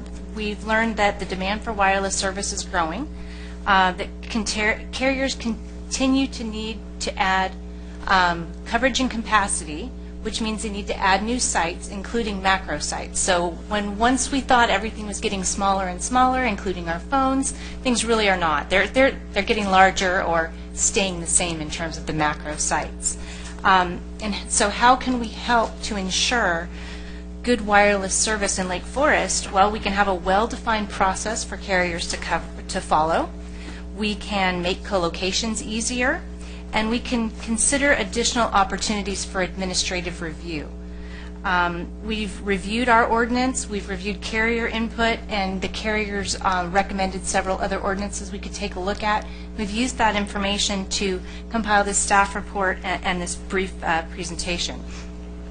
As detailed in the presentation, we find that most of these wireless ordinances cover the same 5 basic topic areas. That's facility type or class, processing procedures, design standards, facility location, and definitions. And again, there's more detail on that in your report. What we find is that the facility type and location really dictate which design standards you want to use and which processing procedures apply. And by processing procedures, I mean, is this an administrative or staff level review, or is this a process that needs to come before the Planning Commission and have a public hearing? So the ordinance right now really just has 2 classes of facilities, major facilities and minor facilities. And the main differences are summarized here on the slide, but the difference at the end of the day is that one requires a conditional use permit and a public hearing, and the other requires administrative approval at the staff level. And so we've taken all of these types of facilities and put them in one of those 2 categories. So just briefly, I know you've all seen some of this information before. Major facilities are ground-mounted or facilities that are over a height of 35 feet. So these are some examples of ground-mounted facilities we've all seen. All but one of these are in Lake Forest. There's trees, there's monuments or monoliths, your standard monopole and flagpoles. Examples of major facilities over 35 feet are clock towers or chimneys. These are both here in Lake Forest, and The clock tower, I know, does house at least 2 carriers, possibly 3. Minor facilities are things that you're not going to notice. They're very stealth, and these are 2 examples of building-mounted stealth facilities, which are behind an existing parapet. In the case of Big O Tires, they expanded the parapet and put antennas behind it. In the case of the center at Home Depot, where the Coffee Bean is, that water tower-looking feature actually contains a cell site. It didn't initially. It was put in with the development of the project, and a carrier came along later and said, hey, that's a great location. I'm going to put some antennas in there. Another example of minor facilities are utility mounted. So our code recognizes that these are vertical features that we are used to seeing, and they might be a good place to put antennas. And we have these 3 examples. The newest example here are the replacement streetlights that you all saw probably a year ago now, close to that. Those are all deployed now, and they've taken out the second light that was next to it. Many people thought, well, why are there 2 lights right next to each other? Edison's finally come through and removed a lot of those decommissioned poles. Edison towers, those are existing lattice towers that often have antennas on them, and I think all of our water tanks also have antennas on them. So as I mentioned, we take all of those types of antennas that you just saw pictures of, and we break them into 2 things, major and minor. And what we're seeing in the newer ordinances that the carriers recommended we take a look at is a finer breakdown. So you have your stealth facilities as one class, but you also have freestanding structures, visible antennas, and then co-locations as its own separate class, so that you can develop other standards that maybe you could encourage co-location more. Right-of-way installations, which we've started seeing here, and modifications to existing facilities. I'm not going to spend a lot of time on modifications because the FCC, as we've mentioned in the past, is in the process of rulemaking, and they're going to tell us, they're going to give us some thresholds as to when we can have discretionary review of modifications. So the one thing in this list here that we haven't seen before is the visible antennas. And these are 2 examples of what visible antennas might be. Our code doesn't currently allow these type of installations. Everything has to be stealth or covered or screened in some way. But there are other communities that have said, you know, something that's not obtrusive, like on the denotes true value, those they find a way to process those. That's not something that's currently allowed in our code, and I just wanted to give you that as some food for thought. So also detailed in the ordinance in the staff report are some potential changes to our ordinance. So one, like I've mentioned, a finer breakdown of facility types, modification and clarification to facility location requirements, and we've talked about those in the past, the 200, 300-foot separation between major facilities, separation from the right-of-way and such. And then design standards. Do we want to think of some ways that if we have some good solid design standards, we could allow visible antennas, or and then again the thresholds for when do we need discretionary review of modifications or co-locations. And then finally, this ordinance was drafted long before our citywide design guidelines, and we have some really good guidance in there about how to make things architecturally integrated with the surrounding community, and so a reference to our citywide design guidelines in any changes to the wireless ordinance I think would be very useful.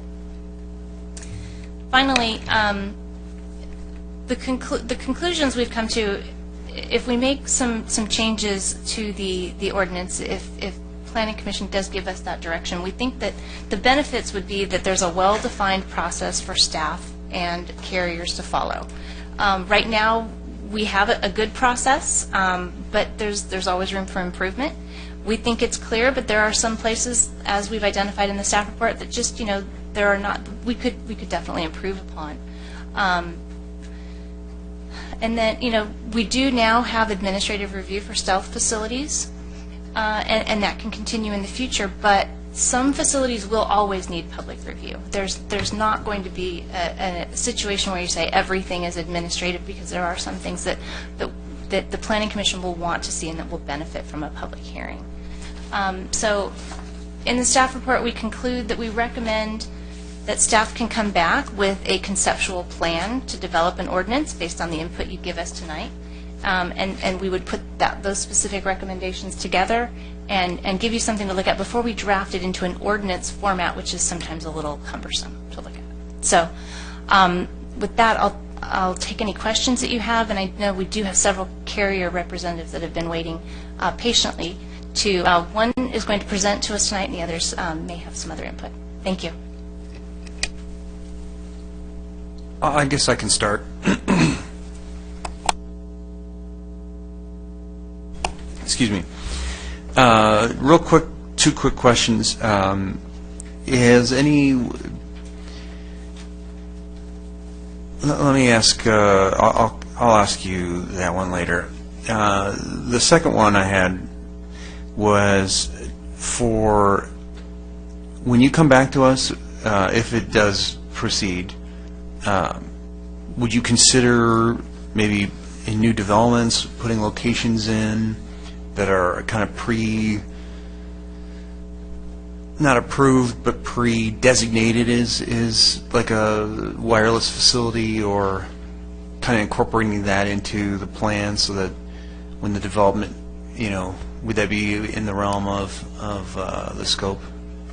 That's certainly something you can recommend that we take a look at and incorporate into the next go-around. What I would like, if I may, is some clarification on that. When you say new development, do you mean like Baker Ranch, or do you mean like the Home Depot shopping center where the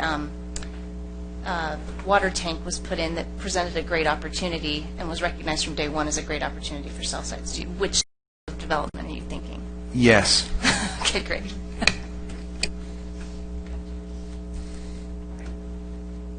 I guess I will ask my first one. It was, I know that I'm pretty sure the wireless ordinance doesn't relate to Wi-Fi, right? However,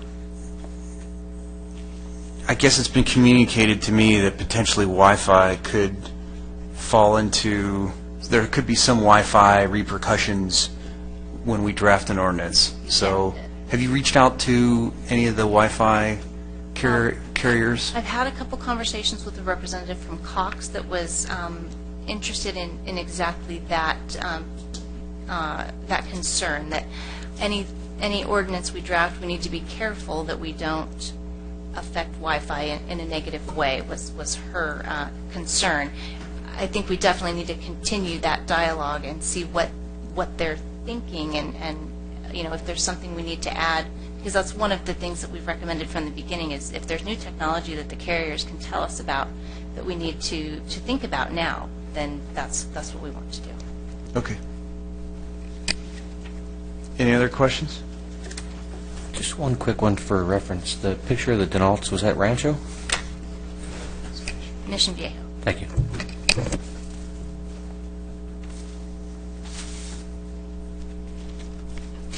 Any other questions to staff? All right, we have two cards, speaker request cards. First is Robert Jystad. I hope I'm saying that right. And if you can just, again, restate your name and city of residence, I'd appreciate it. Thank you. My name is Robert Jystad, and I live in Rancho Palos Verdes.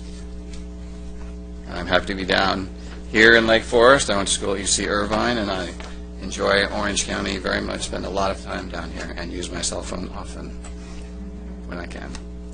I would like to start my presentation actually with a brief teaser video. It's 30 seconds of a 4.5-minute video that my association, and just to be clear, I'm the president of the California Wireless Association, and I'll explain a little bit about what that is.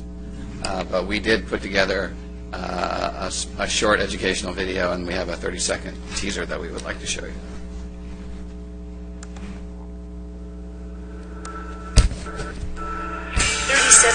People call California home. Almost 30 million of those residents have a mobile phone. A lot of people are going wireless. They're getting rid of the hard landlines. We need more and more antennas to do all the services now that we're providing. Mobile phones plus wireless infrastructure. You can't have one without the other. Thank you. So that's supposed to get you very excited so that you want to see the rest of the video. And my understanding is that you're aware of how to get access to it so that you can take your time and take a look at it and see what we've done. We are hopeful to expand that. And there are some other videos, I think it was mentioned in the staff report, that are on our website that are very, very helpful. The Association of California Cities held a workshop and videotaped the entire workshop, and so there are sections of that workshop that are very, very helpful. So thank you for having me this evening. Appreciate it very much. We're very excited to hear of a jurisdiction that is serious about. Thank you. I may need some instruction on this. That's serious about finding ways to improve wireless services in their jurisdiction, and I'll share with you some of our thoughts about how that can happen and why that needs to happen. Just a disclaimer: my understanding with this was that it would be beneficial to the Commission for me to provide some sort of a basic introduction to wireless. My sense is a lot of what I say you will already know. And if you have questions that I'm capable of answering, I'm happy, obviously, to do that. If I can't, carriers are present. They may be able to assist with that. And then if we need to bring in engineers at some point to assist you, we're obviously happy to find whoever would be helpful. My thought also was that if you want to interrupt me to ask questions as I'm giving the presentation, that's fine with me, but I don't want to breach protocol, so it's your phone. Okay, this one.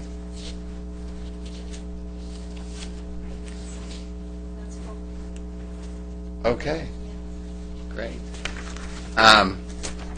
So this is just a quick outline of what I was planning on going through. Who are we? The California Wireless Association. You've seen statistics. What I want to talk about is why those statistics. Go through some basic, some technology, some policy, and law, and then give you a couple more general thoughts that I have about what staff is proposing. And this magazine cover, by the way, is kind of exciting to us. We came up with a new tagline, "Making Waves for Californians," which we think is cute and also sparks some interest. So, and the National Association of Tower Erectors came out with this magazine, and without mentioning us, gave us this little nod. So, who is CalWA? I think very quickly the best way to describe us, you can read obviously what I've described here, but the best way to describe us is to think about that Verizon ad with the technician, the "Can you hear me now" technician. And for the first episodes of those commercials, it was just the technician, and then Verizon reached a point where they wanted to sort of let everybody know that this is not just about, this is a bigger effort than that. And so they would show the technician, and he would say, "Can you hear me now?" and everything would be great. And then you'd turn around and you'd see this ocean of people supporting him in that effort, and they would run after him and follow him around. That ocean of service persons is who we are, and our members work for the four carriers, but there are hundreds in California of consultants and businesses that support those four carriers, and our principal role as the association is to try to bring a unified voice to that effort. And the way we are doing that is by is by focusing on the one thing that unites all of us, which is the need to deploy infrastructure and the need to educate the public about the importance of infrastructure.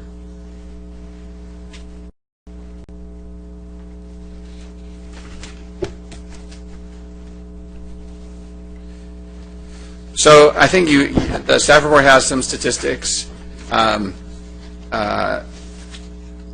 Obviously, you've seen statistics like this, and you've heard over and over again the demand is growing, right? But the reason that these statistics are important, they point to a couple of things. First, you can see that a number of citizens, residents, households in the United States are just simply dropping landlines. And you can hear that and go, oh, that's interesting, but what's important about that is the speed at which that's happening. It's only been the last 5 years that number has jumped from 15% to 40%. And what that means is that you need adequate coverage in residential areas. You have to find some way to provide coverage in residential areas. That residential areas have been the most challenging areas for us to be able to provide coverage, and yet landlines are being snapped constantly, and so we're seeing a bit of a migration. The placement of antennas seems to be becoming somewhat less controversial. The voices opposing it are still there, but we're sensing that there's a recognition that these services are essential, and that people want them in their homes, not only because they want to have conversations with their family and relatives, but they're working out of their homes. They want the public safety benefits of having these phones in their homes. So the data is showing that there is a rapidly growing demand for residential. The data is also showing, and I'm sure you've heard this, that the amount, because we are transitioning from old analog technologies to digital technologies to IP cloud-based technologies, where you have video streaming and mobile television and other applications that are high data drivers, that there's a load on the network that's having a tremendous impact on the quality of the network. And so you need to find, we need collectively to find ways to improve the network to be able to handle that load. And that load, it's not diminishing. It wasn't a blip of an interest in iPhones and then a loss of interest in iPhones. It is growing, and it's growing exponentially, and the data support that. The next wave, by the way, on the last point here, is reference to something that's now being called the Internet of Things.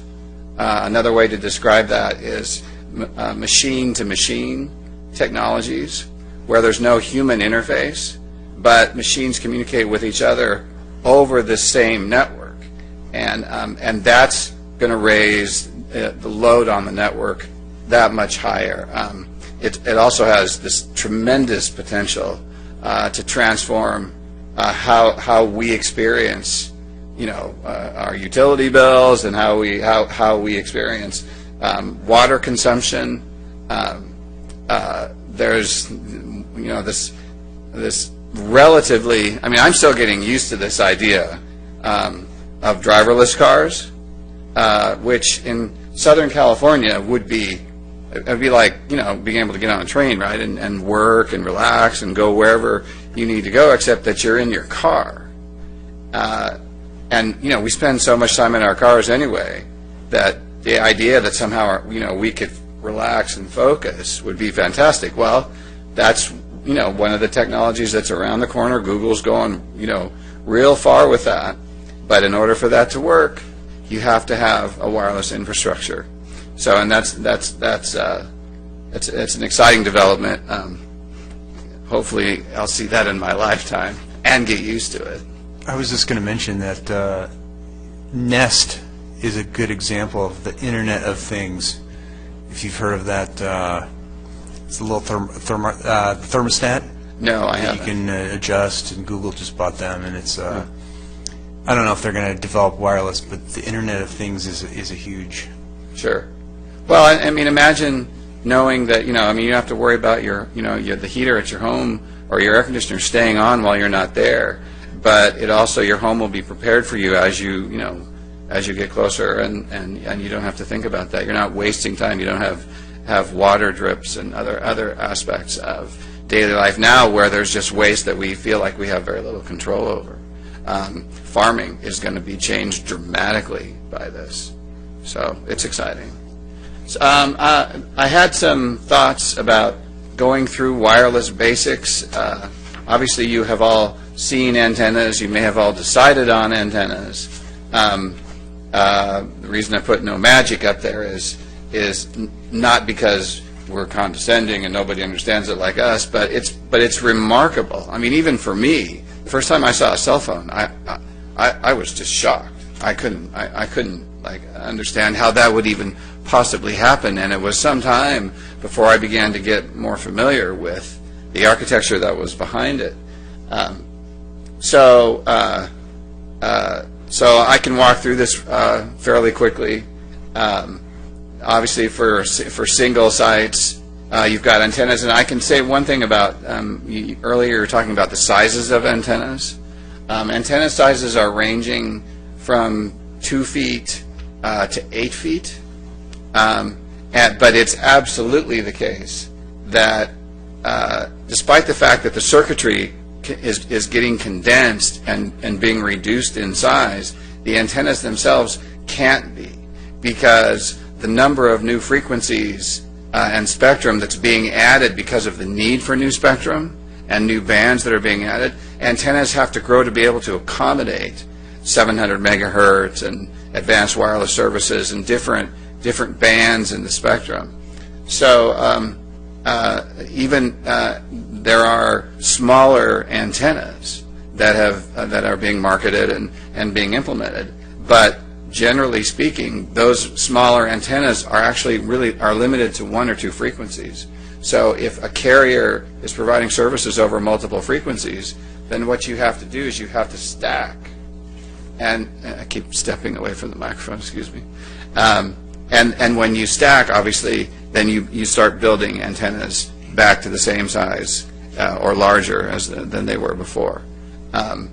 So you've got antennas. You have a base transceiver station that has a power unit and radios and amplifiers. You may have battery backup support. You have to have telco and power lines, and then you have what's referred to as backhaul, which is the ability to drain the amount of data that's collected at a given site and either move it to the cloud or move it to the public switch telephone network or move it to another cell site. Backhaul has become its own industry. It's a huge industry. Fiber backhaul, microwave backhaul, there's several technologies. But that's an important way of addressing capacity issues. The most important word on the second line below there is densification. When cell sites were first designed, there was this concept of it being a honeycomb because you had one cell site and that it was a circular radial pattern, but there was overlap, and then so you looked at this pattern of cell sites and it looked like a honeycomb. When capacity demand started breaking that down, the concept of cell splitting was developed, and you would have a macro site, then you would have microsites around the macro site to be able to share frequencies within that same location and maximize the efficient use of spectrum. But where we're at now is because of this data rush, we pretty much need cell sites pretty much everywhere.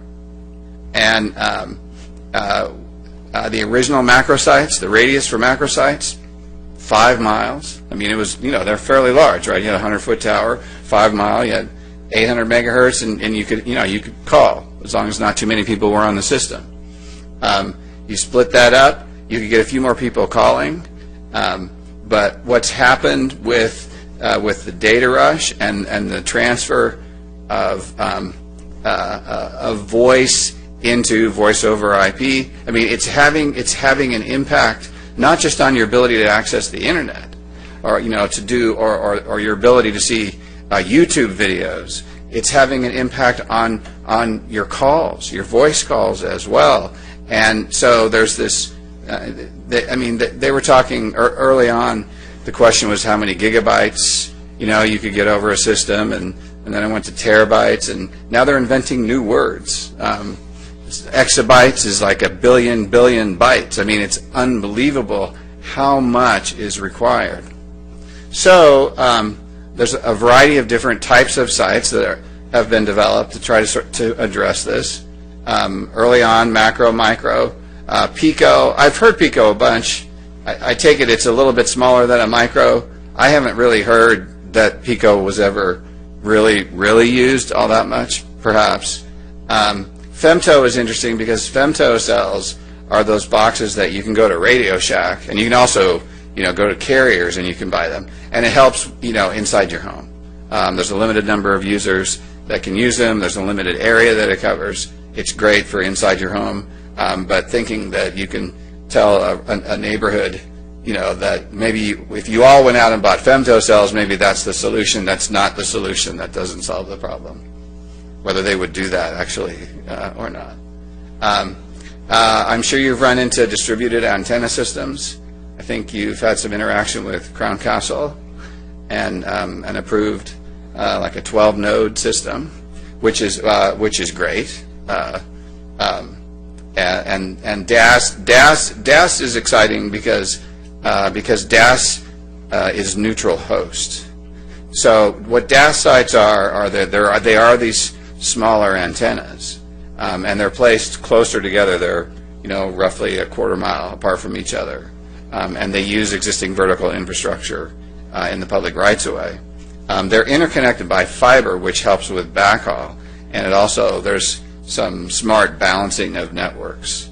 But there are proprietary DAS systems that are being developed and are being deployed. And the latest thing that's come out is something that very creatively is called a small cell.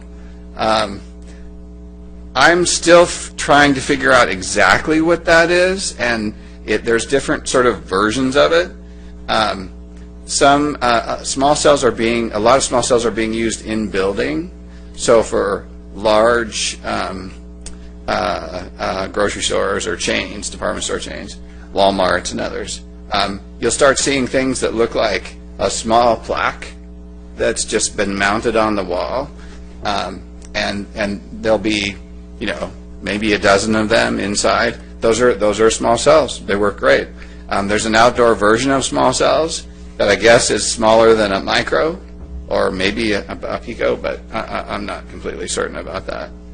The thing about small cells is that unlike DAS, they have the base transceiver station built in with the antenna. So I think there are devices that are attached to that little small thing. But it's, as opposed to being interconnected by fiber and taken back to a central hub, they are standalone cell sites. And so you can use them and program them in a relatively small area. But there's a lot of talk about small cell.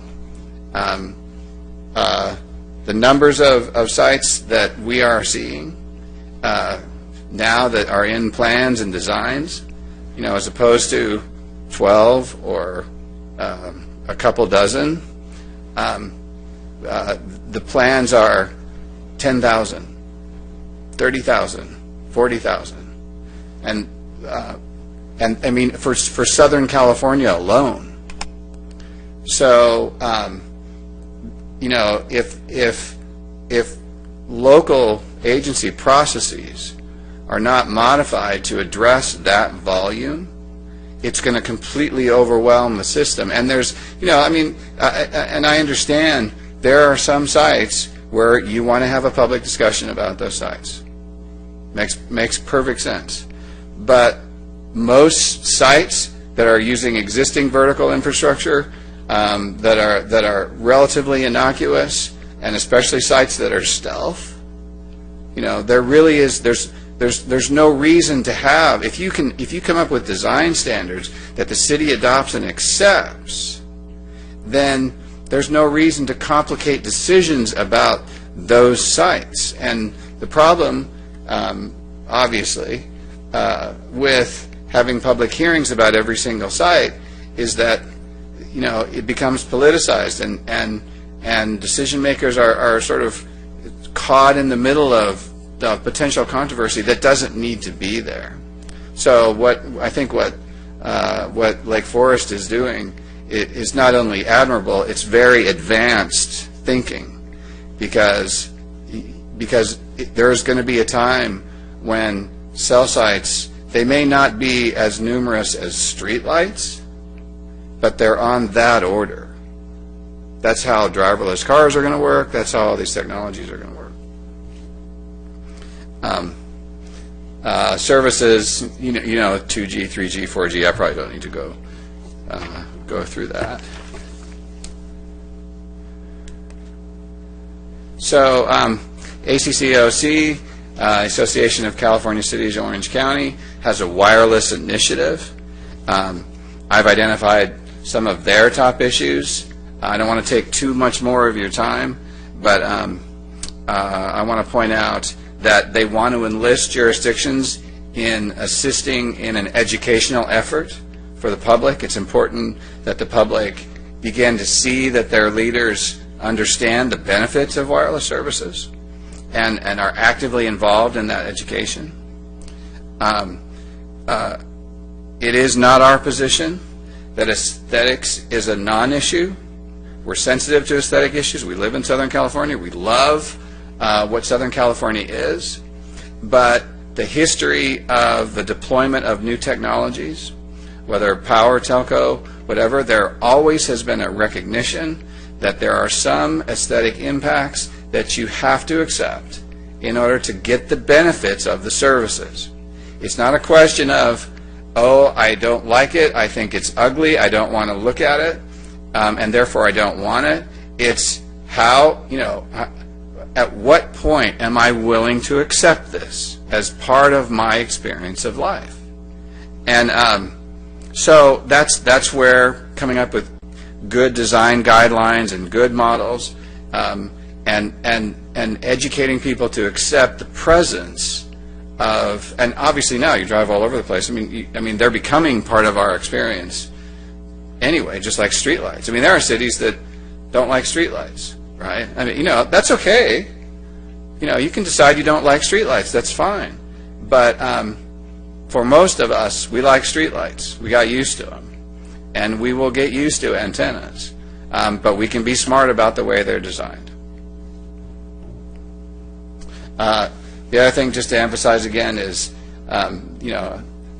we need to find ways for permitting to be expedited, and from my perspective, having sort of been involved in a number of disputes over antennas, I would like to find a way to sort of depoliticize decisions about antennas as much as is reasonable.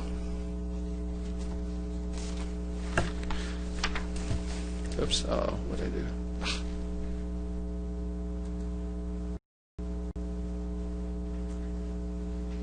So I can just move forward. There we go. I'm sure your attorney's very familiar with telecommunications law, and if not, there are attorneys out there that would be more than willing to help. So I'm not going to go through a lot of this. The one thing that I want to point out, and that was raised earlier, is that the FCC now has a rulemaking, and part of that rulemaking is to interpret what's been referred to as the Federal Co-Location Act. That act is a very strong act, and and one of the reasons that it was adopted is the challenge that companies have faced over getting relatively minor changes to existing sites, again, because the process has been so politicized. So now you have the federal government stepping in and saying, we are preempting your authority at this level. There are a number of issues with the law. There are some definitions that have to be clarified, but the bottom line is that a state or local government cannot deny and shall approve any eligible facilities request for a modification of existing facilities. An eligible facilities request is defined for any co-location, any replacement, like an upgrade from UMTS to LTE, or removal. So other issues, the scope of this is going to be clarified by the FCC, and we expect something within the next few months. We've heard it could come out as soon as October, November, but it may not. We'll see. But in the meantime, very strong law when it comes to modifications. Sorry, just a quick question on that. That is only applicable to existing locations, if I'm hearing you right? It doesn't there's apply no, to... There's no start date in the statute.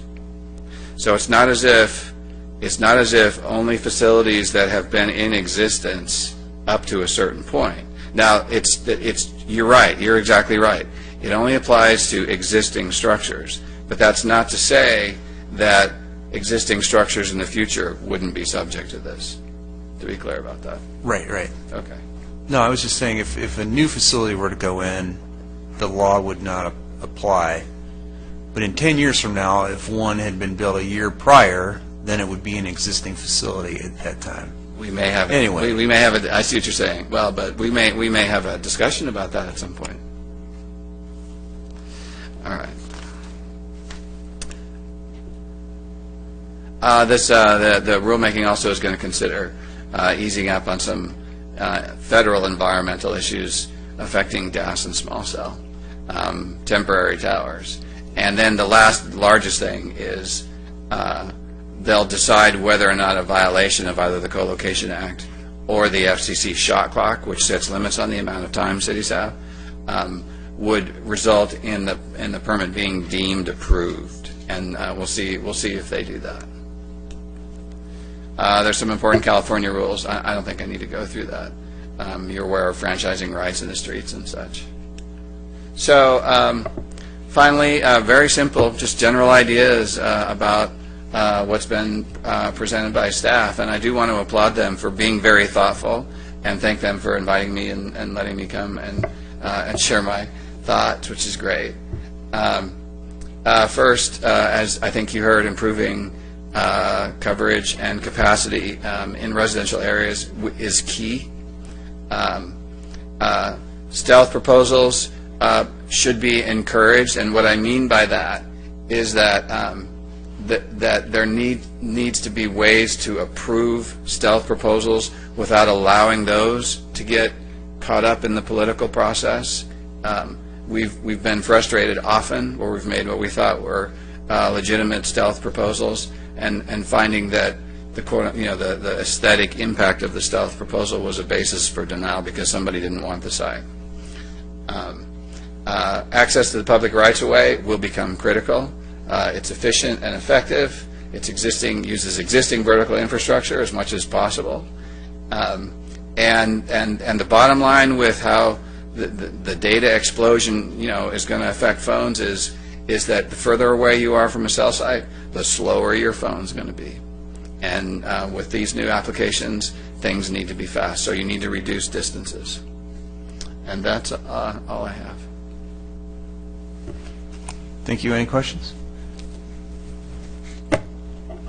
No, I just have one more. Sure.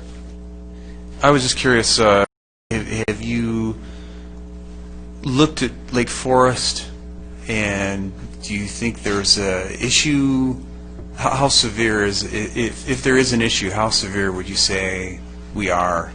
With your existing ordinance, is that what you're asking me? Yes, and like maybe, our carrier's just going to just come in and make a mountain load of applications if we change the ordinance, or it kind of might trickle in. I just am curious if you have any thoughts on that. I don't know what their plans are specific to Lake Forest. Reviewing your existing ordinance, which I think was adopted in 1998 or something, it's pretty clear to me that the work that is being proposed will be very helpful. Very helpful. Great, thank you. Just kind of a quick question. Okay. Sorry, before you leave, one, possibly two, but at least one quick question.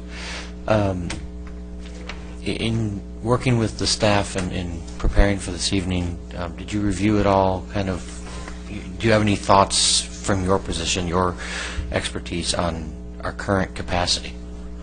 In other words, is there a need for that massive upgrade, or are we kind of where we should be and we just need to make sure we're planning efficiently for the future, or is there a big hole here and we need to fix it? You know what? That's a question I think is better given to the carriers themselves who might have thought about that. Fair enough. Thank you. Sure. And next on the list, we have Alonzo Lugo. If you can just again state your name and your city of residence. Absolutely. Alonzo Lugo, City of Santa Ana, former resident of Lake Forest before incorporation. And first of all, I'd like to say thank you, Chairman and Commissioners, and especially Cheryl for the nice presentation, and the staff for inviting us and taking what on May 6th was a seed and a request and turned in 3 months into this particular Planning Commission hearing today. The motto, remember the past and challenge the future, is a pretty strong motto for a young city like the city of Lake Forest. And truly what happened in May 6th with City Council, the Mayor Pro Tem Nick and Council Member Voigt asking for an exploratory on the citywide wireless coverage, I think is, it's beyond proactive. It's really having a lot of foresight and exactly that, having to challenge the future. I'm really here just to be able to answer any questions. Chairman, you had asked a question about, the ordinance. If you change the ordinance, are we going to have this flood of applications come in? And I could tell you that from my point of view, and I am an employee of AT&T, and I do have the authority to say this, there isn't going to be a flood of applications that are going to come from AT&T. But what I can say is that the proactiveness of the Planning Commission today, the City Council, and the planning staff really is getting ready for what is truly a need that is currently deficient. The question, I should say the analogy that I should put together is really, if it's a utility, imagine it a utility as a freeway. For those of you who have lived in this area for a long time, you remember the 5 freeway only being 2 or 3 lanes. I remember that. I'm old enough actually to remember that. And I remember Orange Groves being from here all the way up to almost Santa Ana. That used to be the case. It's not like that anymore. As Commissioner Fuentes mentioned earlier in the previous agenda, it really is about timing. And the timing is really hot right now.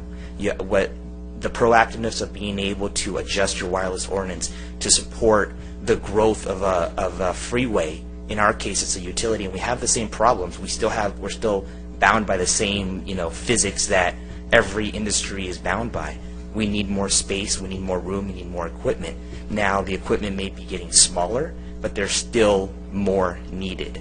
So either you're going to have a large piece of equipment like the large macro site at the Home Depot or some of the stealth sites that we've had, or they're going to be numerous amount of smaller ones. But one way or another, we need to be able to meet the demand. And the demand is as simple as there's 2 people in a family, they're not using a wireline phone anymore, they each have their own wireless phone.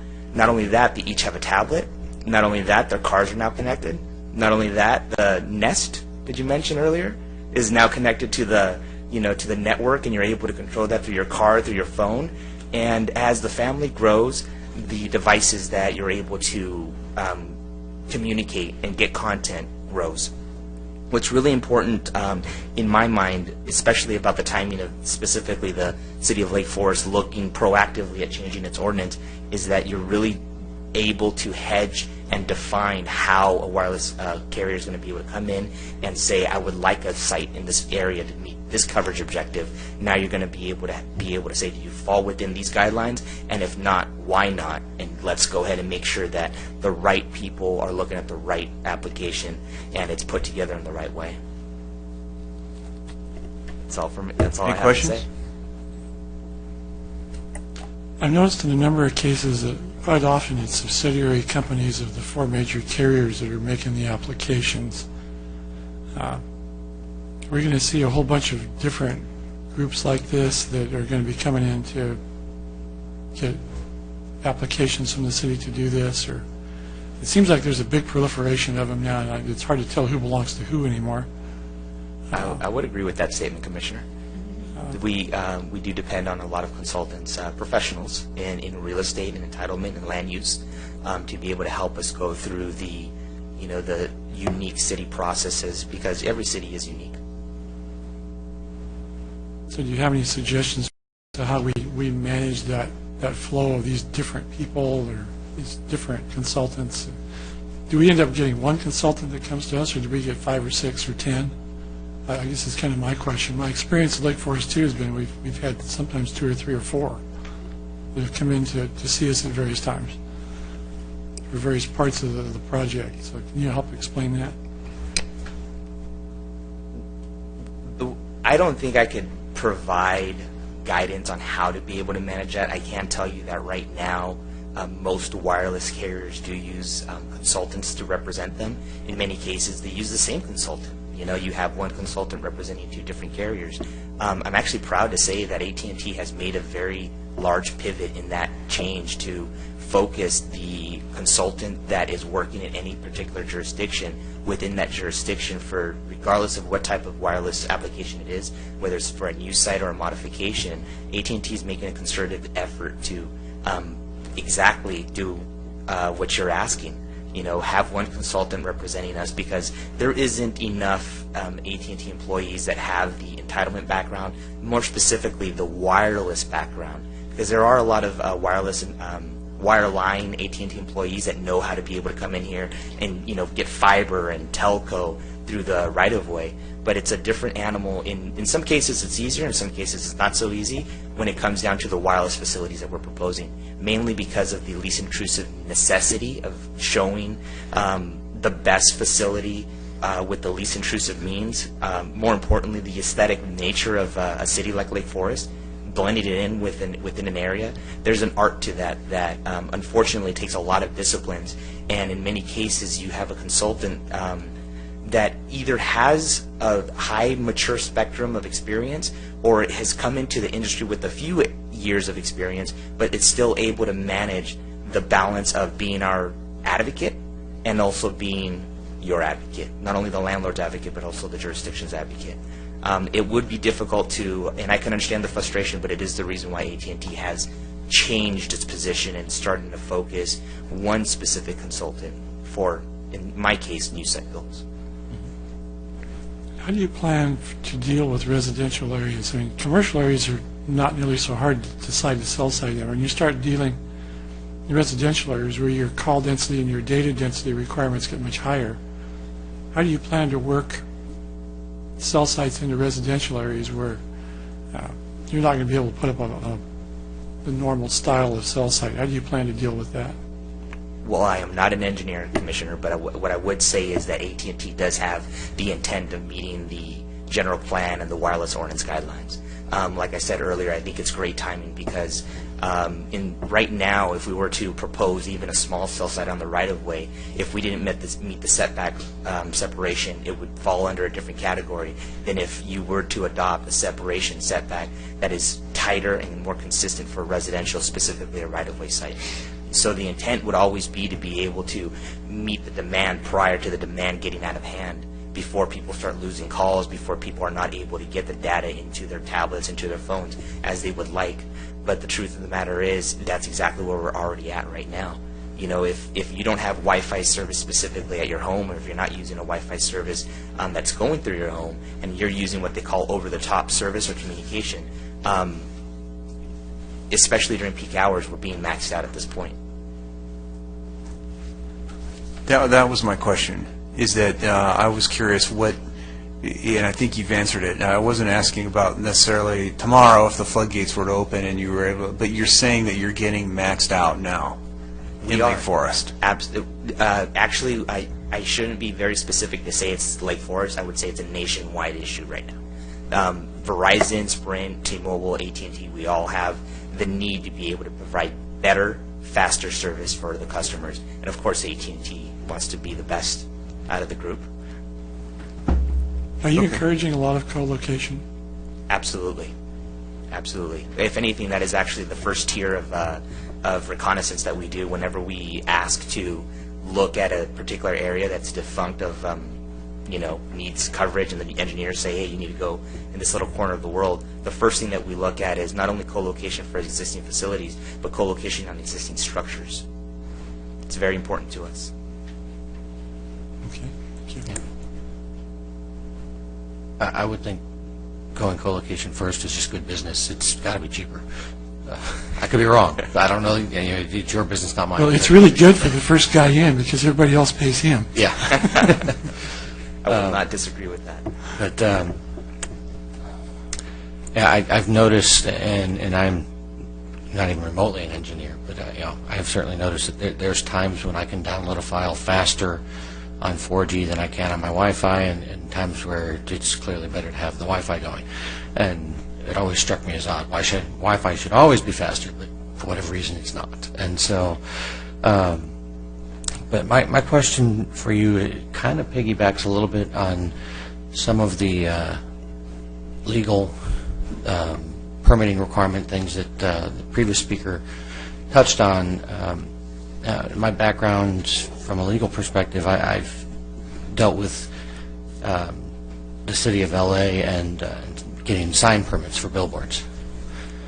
At least with Wi-Fi, you've got that argument that, hey, we're a utility, you need us. Trying to get through some of those permitting processes when you don't have that on your side and you're just saying, hey, but we want to make money, it can be a challenge. And so, but the California Permit Streamlining Act, and it sounds like the shot clock on the federal level is a similar type of ordinance, sets deadlines that say you have to have a decision within so many days of having received your permit application, or it's deemed approved. It encourages the cities to, not just sit on things and bury them and not do anything. And I'm curious, as we wait to see what the FCC is going to do on the shot clock interpretations, what your experience might be with cities, because I know in Los Angeles at least, they would play with whether or not an application was deemed complete, because until the application is complete, the timing doesn't start to run. And they could sit for months and say, oh, we need one more document. It's not complete application yet. And they would just play these games. And I'm curious if your industry is having those similar issues. For lack of a better word, yes, Commissioner Brower, we are. But it's subject to conjecture. It's obviously it's a it's federal law that's being placed on state law and local law. And I think like every new federal law that comes down, there's a room for interpretation. There's flexibility, and it's not up to myself. It's up to my legal team and people way above me behind the curtain that help us be able to make it a little bit easier to come to you with an application and not necessarily have the expectation that you're going to look at a application and deem it complete and then fall within the shot clock. But more importantly, it's keeping everybody honest in a way that we're providing you an application that you can look at and actually deem complete. Are you working with cities now that have a standardized application for the different types of cell sites, or you don't have to do 5 or 6 or 10 different types of applications depending on the type of cell site? Or have they streamlined that whole application process, and how have they done it? Commissioner, can you elaborate a little bit more on that, because I'm not too sure. Yeah, because I thought Anaheim had some type of a standardized application where you just it's one application. You're not, doing 5 or 10 different types of applications depending on what type of site it is or something like that. I'm trying to figure out from a submission standpoint what works the best for you. I mean, Just say yes. I'm presuming that some type of a simple, straightforward application is much easier. I would heed that word, yes. Absolutely. A one application streamlined process is always best. And specific guidelines, so that when you go to do your application, you know exactly what it is that the city will approve or not approve. I would 100% agree with that. Yes, again. And that's kind of where I think, from my point of view, that's where we need to go, is a straightforward application, a published set of guidelines that this is our, aesthetics criteria. These are the types of things we'll probably approve, these are the types of things we probably would not. So that you know coming in what you're dealing with and basically how to deal with it. And my feeling, too, is the more of this we can drive to the staff level, the better off we are. I would agree.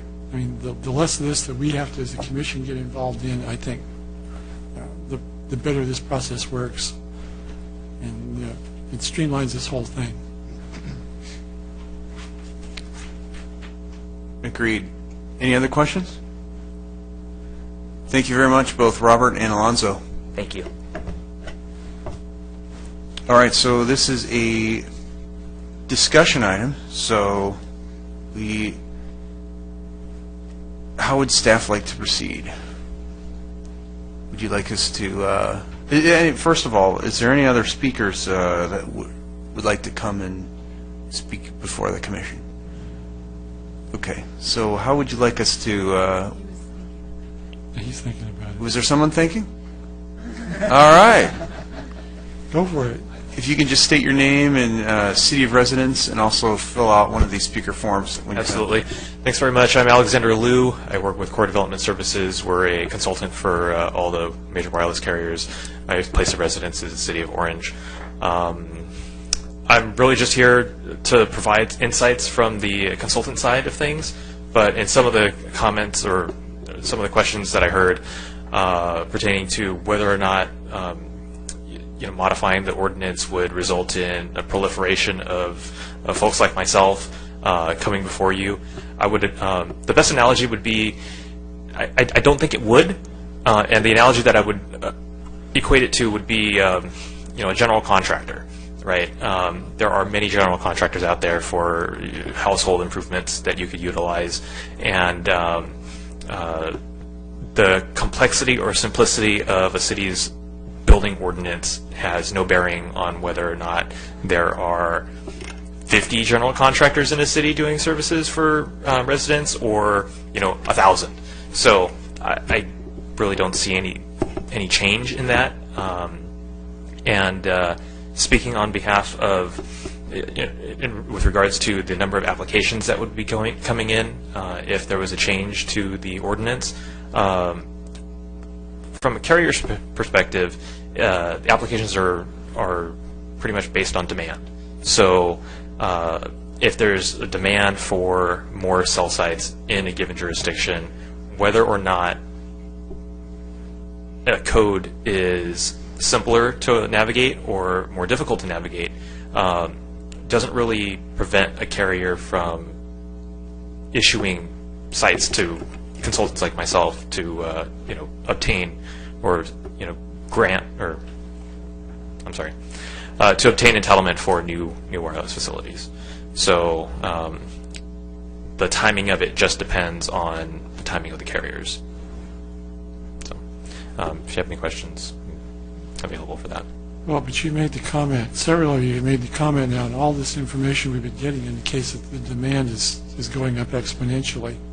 So how can you stand there and tell me that you're not going to have more applications if the demand goes up exponentially? I guess that doesn't make sense to me. I'm not necessarily saying that the demand or the number of applications won't go up as demand increases. What I'm saying is the number of applications coming before the city as a result of a code being amended, that's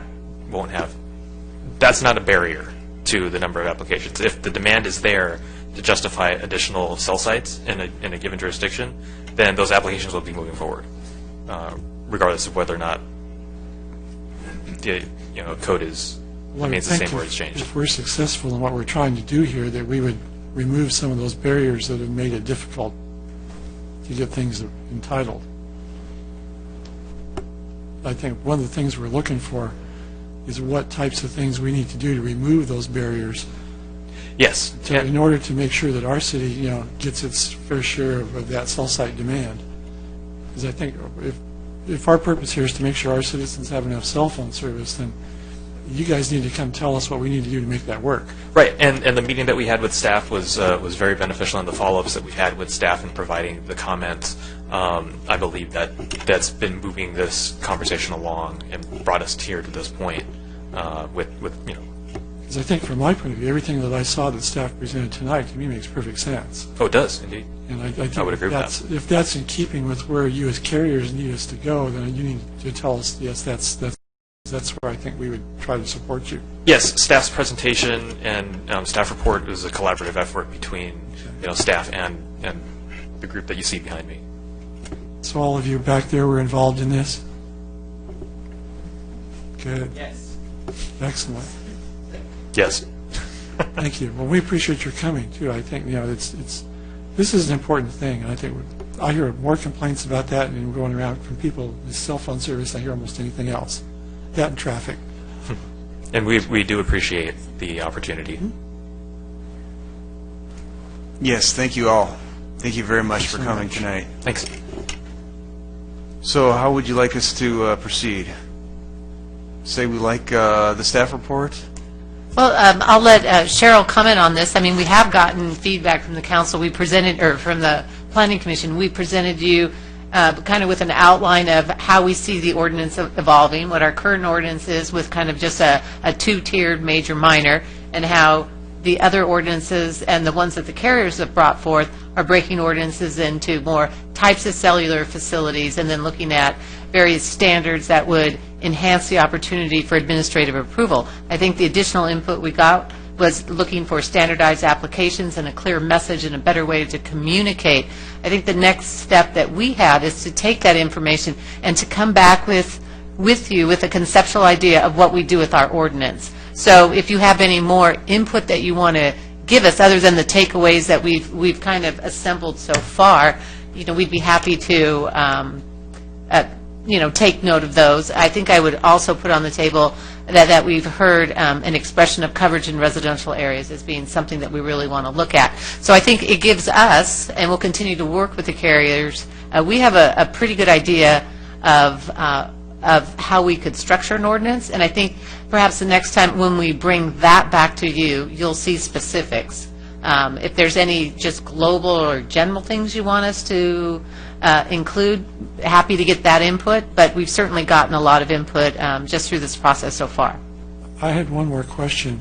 In terms of when an application will require Planning Commission oversight, where do you see the dividing line coming in terms of where you would have to have Planning Commission involvement, where it would have to require a conditional use permit?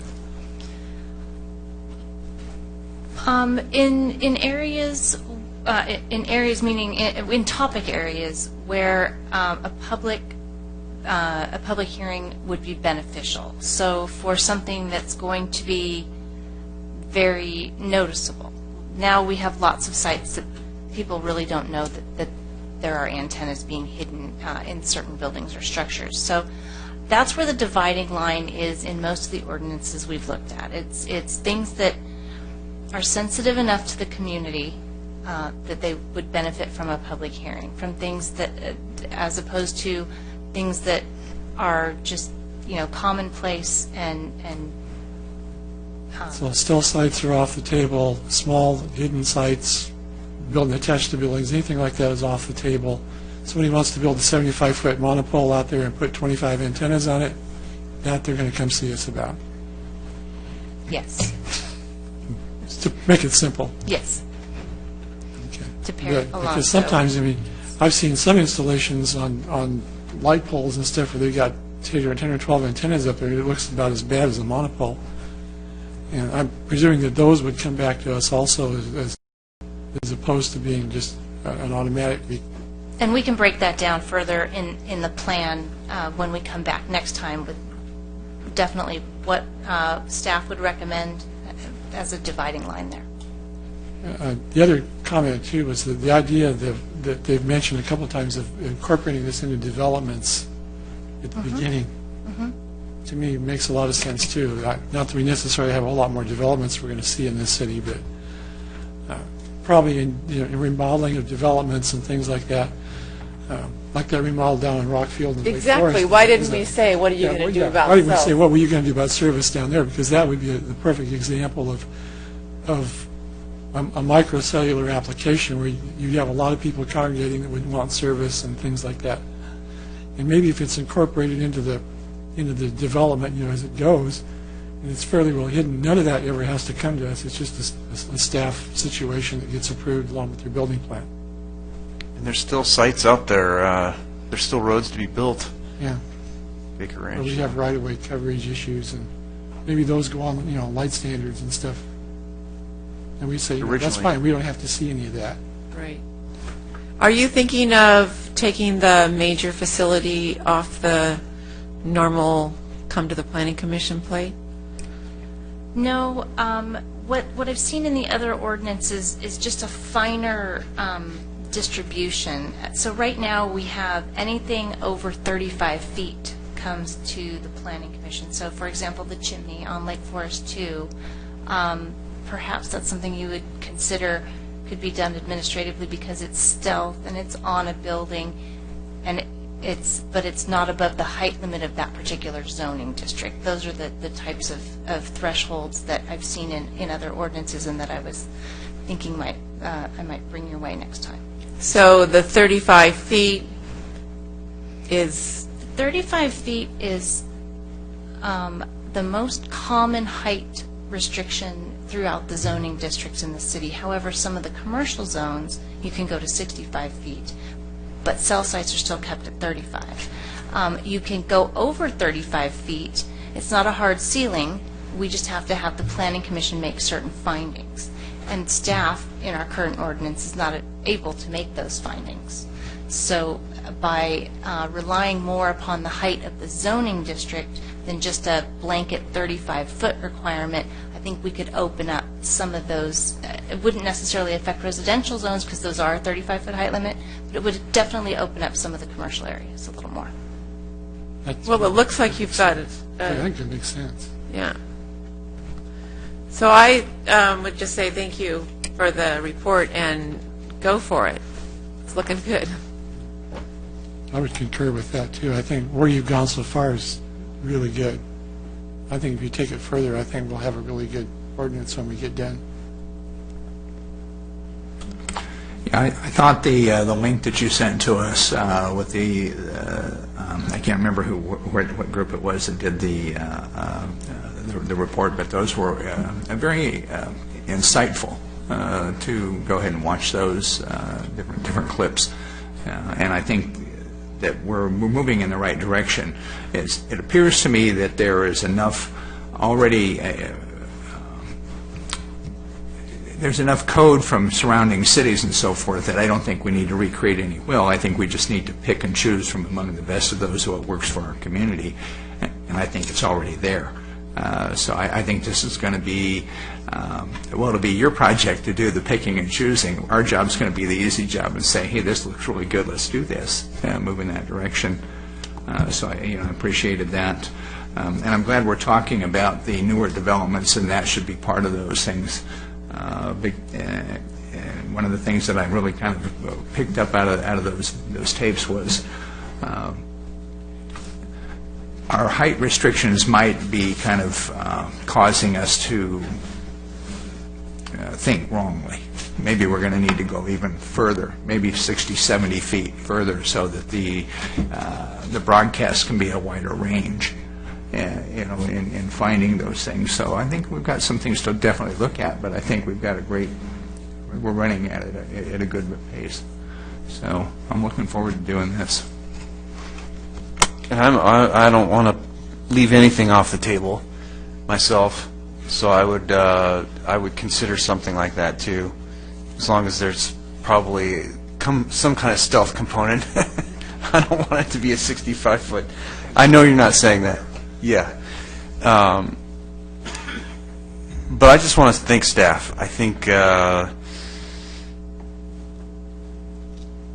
I say this because I want to be the least recognized but with the most impact, so I'm not trying to gain any publicity because I don't think there's even any residents here. So, but I've mentioned this probably at least like 4 times over the last like year and a half, ever since I took about 6 months on the Planning Commission to just get my bearings, and so I feel like I've been a huge proponent of this. I actually twisted the arms of those 2 councilmen to bring that up. And I think it's interesting that the FCC is only going to apply to the existing and not to the new location. So I think this is really a much needed conversation. I think you've got 2 amateur radio operators amongst the 5 of us here, so we know quite a bit about transceivers. Is like a term out of our playbook. Well, we know about propagation, let's put it that way. And antennas and meter sizes and lengths of antennas. So that was good. Thank you for mentioning some of those the antenna length. Well, the one other thing I was impressed with when I watched the video presentation was that I do think we should encourage the carriers to install backup power and install other emergency service type of things that will serve our city well if we ever do have an emergency. I noticed they commented that a number of sites are out there that really don't have that, and we would encourage the carriers to install backup power in strategic locations. I realize you can't put it everywhere, but we would really encourage that to happen for the benefit of our city going forward. And the one other thing I just noticed, you raised the issue of Cox's Wi-Fi, service for the city. If they'd come and talk to us about that, I think that would be really useful. If we could invite them to come and have a conversation with us on that. And if there's somebody else doing that too, I don't know if AT&T is doing the same thing. But I know that they've started to implement UVerse around here in Lake Forest and various places, so I don't know if AT&T is doing that or not. We should probably kind of incorporate that along with the things that we're doing here too. You're taking my playbook, man. What are you doing? I had that written down here. I was going to contact Alonzo after the meeting. No, I agree. I think UVerse is to me it's we don't have the cable providers. We only have one, and we don't have AT&T UVerse. And I don't know if you can just nod yes or no. Do you have contacts, or do you work at all in the in UVerse? Okay, all right. Yes. So I'll be calling you on that one. Yeah, but we don't have it in ours.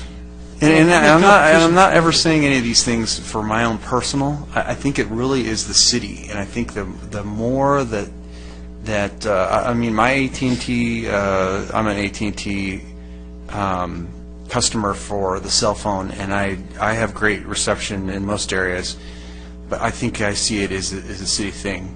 But anyway, I just wanted to say, just closing comments, that to the 5 of you in the audience, I'm talking to each of you now, that I think you can see we are serious about this, and I want to thank you each and every one of you. I know the 2 ladies in the back didn't say anything, but we're not just going to, lay down and allow you to, give us 150-foot monopoles in the city. I mean, we do want to keep some kind, we do have design guidelines and things, but we do take this very seriously, and I think you can see all of us were very interested in your involvement so far and your continued involvement, because I think we want to make sure we get this right. So read the staff reports and continue all the outreach to the staff. Thank you again for that outreach and your reports tonight. So I think with that, Chairman, may I? One yes, comment? sure. I think this affords us an opportunity as a city as well as maybe to have some public comment outreaches, things like that, because I think a lot of times in the public there's, and I was guilty, misconceptions about cell sites and radio frequencies and the like. And I don't know if the city's had any feedback or if there's anything like that, but this might afford us an opportunity while we're going to redo this ordinance to maybe invite the public in and have them just do a little workshop so that they get an idea that as we make these changes, and we're going to, because we're increasing bandwidth, the demand is exponential, as was already given to us here tonight. And there might be some people in the public and our constituents that might have some concerns about that. So just something to throw out there. I like that idea, sorry, but I wonder, I think doesn't Calwell have a pretty good pamphlet to educate the public? I think on those videos they were talking about that. And maybe we have our city newsletter, and as opposed to doing all those neighborhood meetings again, which is probably pretty expensive. Maybe we try with a little education via that, our newsletter. Yeah, well, whether it's through the newsletter or whatever, I think it would be a good idea for us to at least bring the public to, put them on notice more or less. Right. Yeah. And educate them, because that's right. I've learned a lot in the last week just listening to those videos and all the great speakers tonight, so thank you. Well, and I remember too, we had some interesting experiences over at Lake Forest too when we started adding cell sites over there. We had a contingent of homeowners that came in and complained bitterly about the RF radiation hazard and how it was such a terrible thing. We were killing our residents and stuff like that. I mean, it was amazing the type of material that got sent to us. And I think that we'll probably see a few of those people surface again. So we probably need to have a really appropriate education program for the citizens about what the real information is on that. Right. That's my point.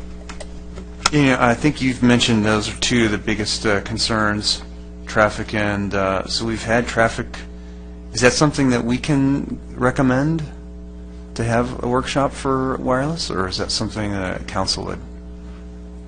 Some notification. I can discuss that with the city manager. Obviously, a tremendous amount of staff resources, location, those kinds of things, and look at what's the best way to communicate with the residents. And we didn't have a tremendous participation in the traffic forum, so maybe there's other ways to reach out.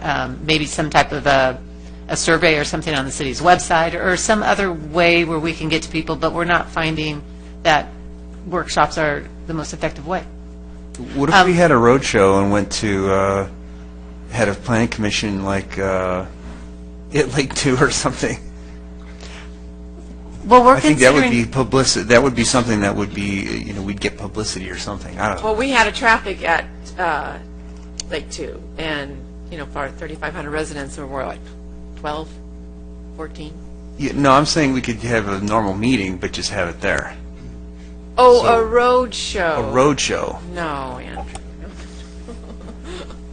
Just an idea. Now, for example, we have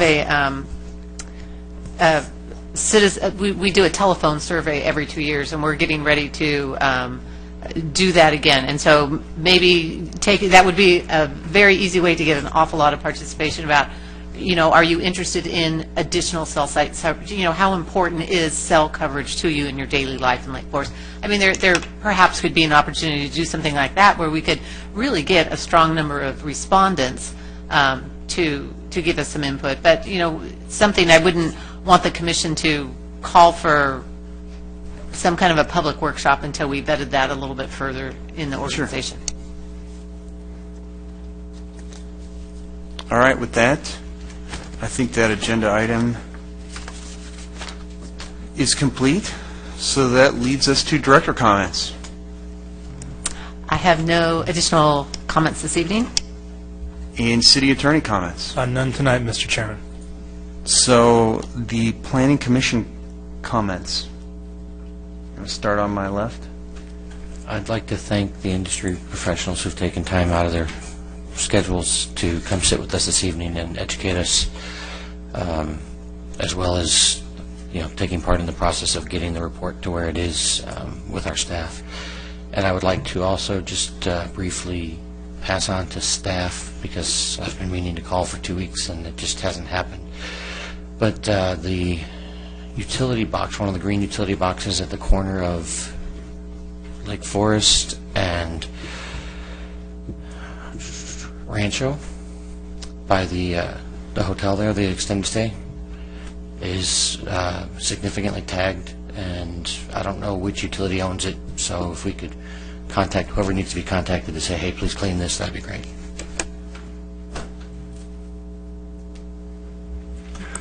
I would concur with Commissioner Brower's comments to our audience here tonight. Thank you for your time. I think this has gone a lot later than any of us anticipated that it would, so hopefully we haven't kept you out too late. But thank you, and we'll look forward to having you back with us and helping us to put together a plan that will make common sense for the good of both your industry and our community. No further comments. Well, I would concur. Thank you very much. And I know that staff has been working very hard on this, and I guess we now know that it's Andrew's fault because it was his idea. I really appreciate the work that the staff has done on this one. I think that this is a really important project, and really thank you, Cheryl, for all that you've done on this. And thank you to you 5 representatives out there. I know this is late, and you probably had other things you'd rather be doing, but we do thank you and appreciate your time for coming in and meeting with us. We really do. Thank you. I'm all smiles. So finally, I think we've got here. So thanks, everybody, and we are adjourned.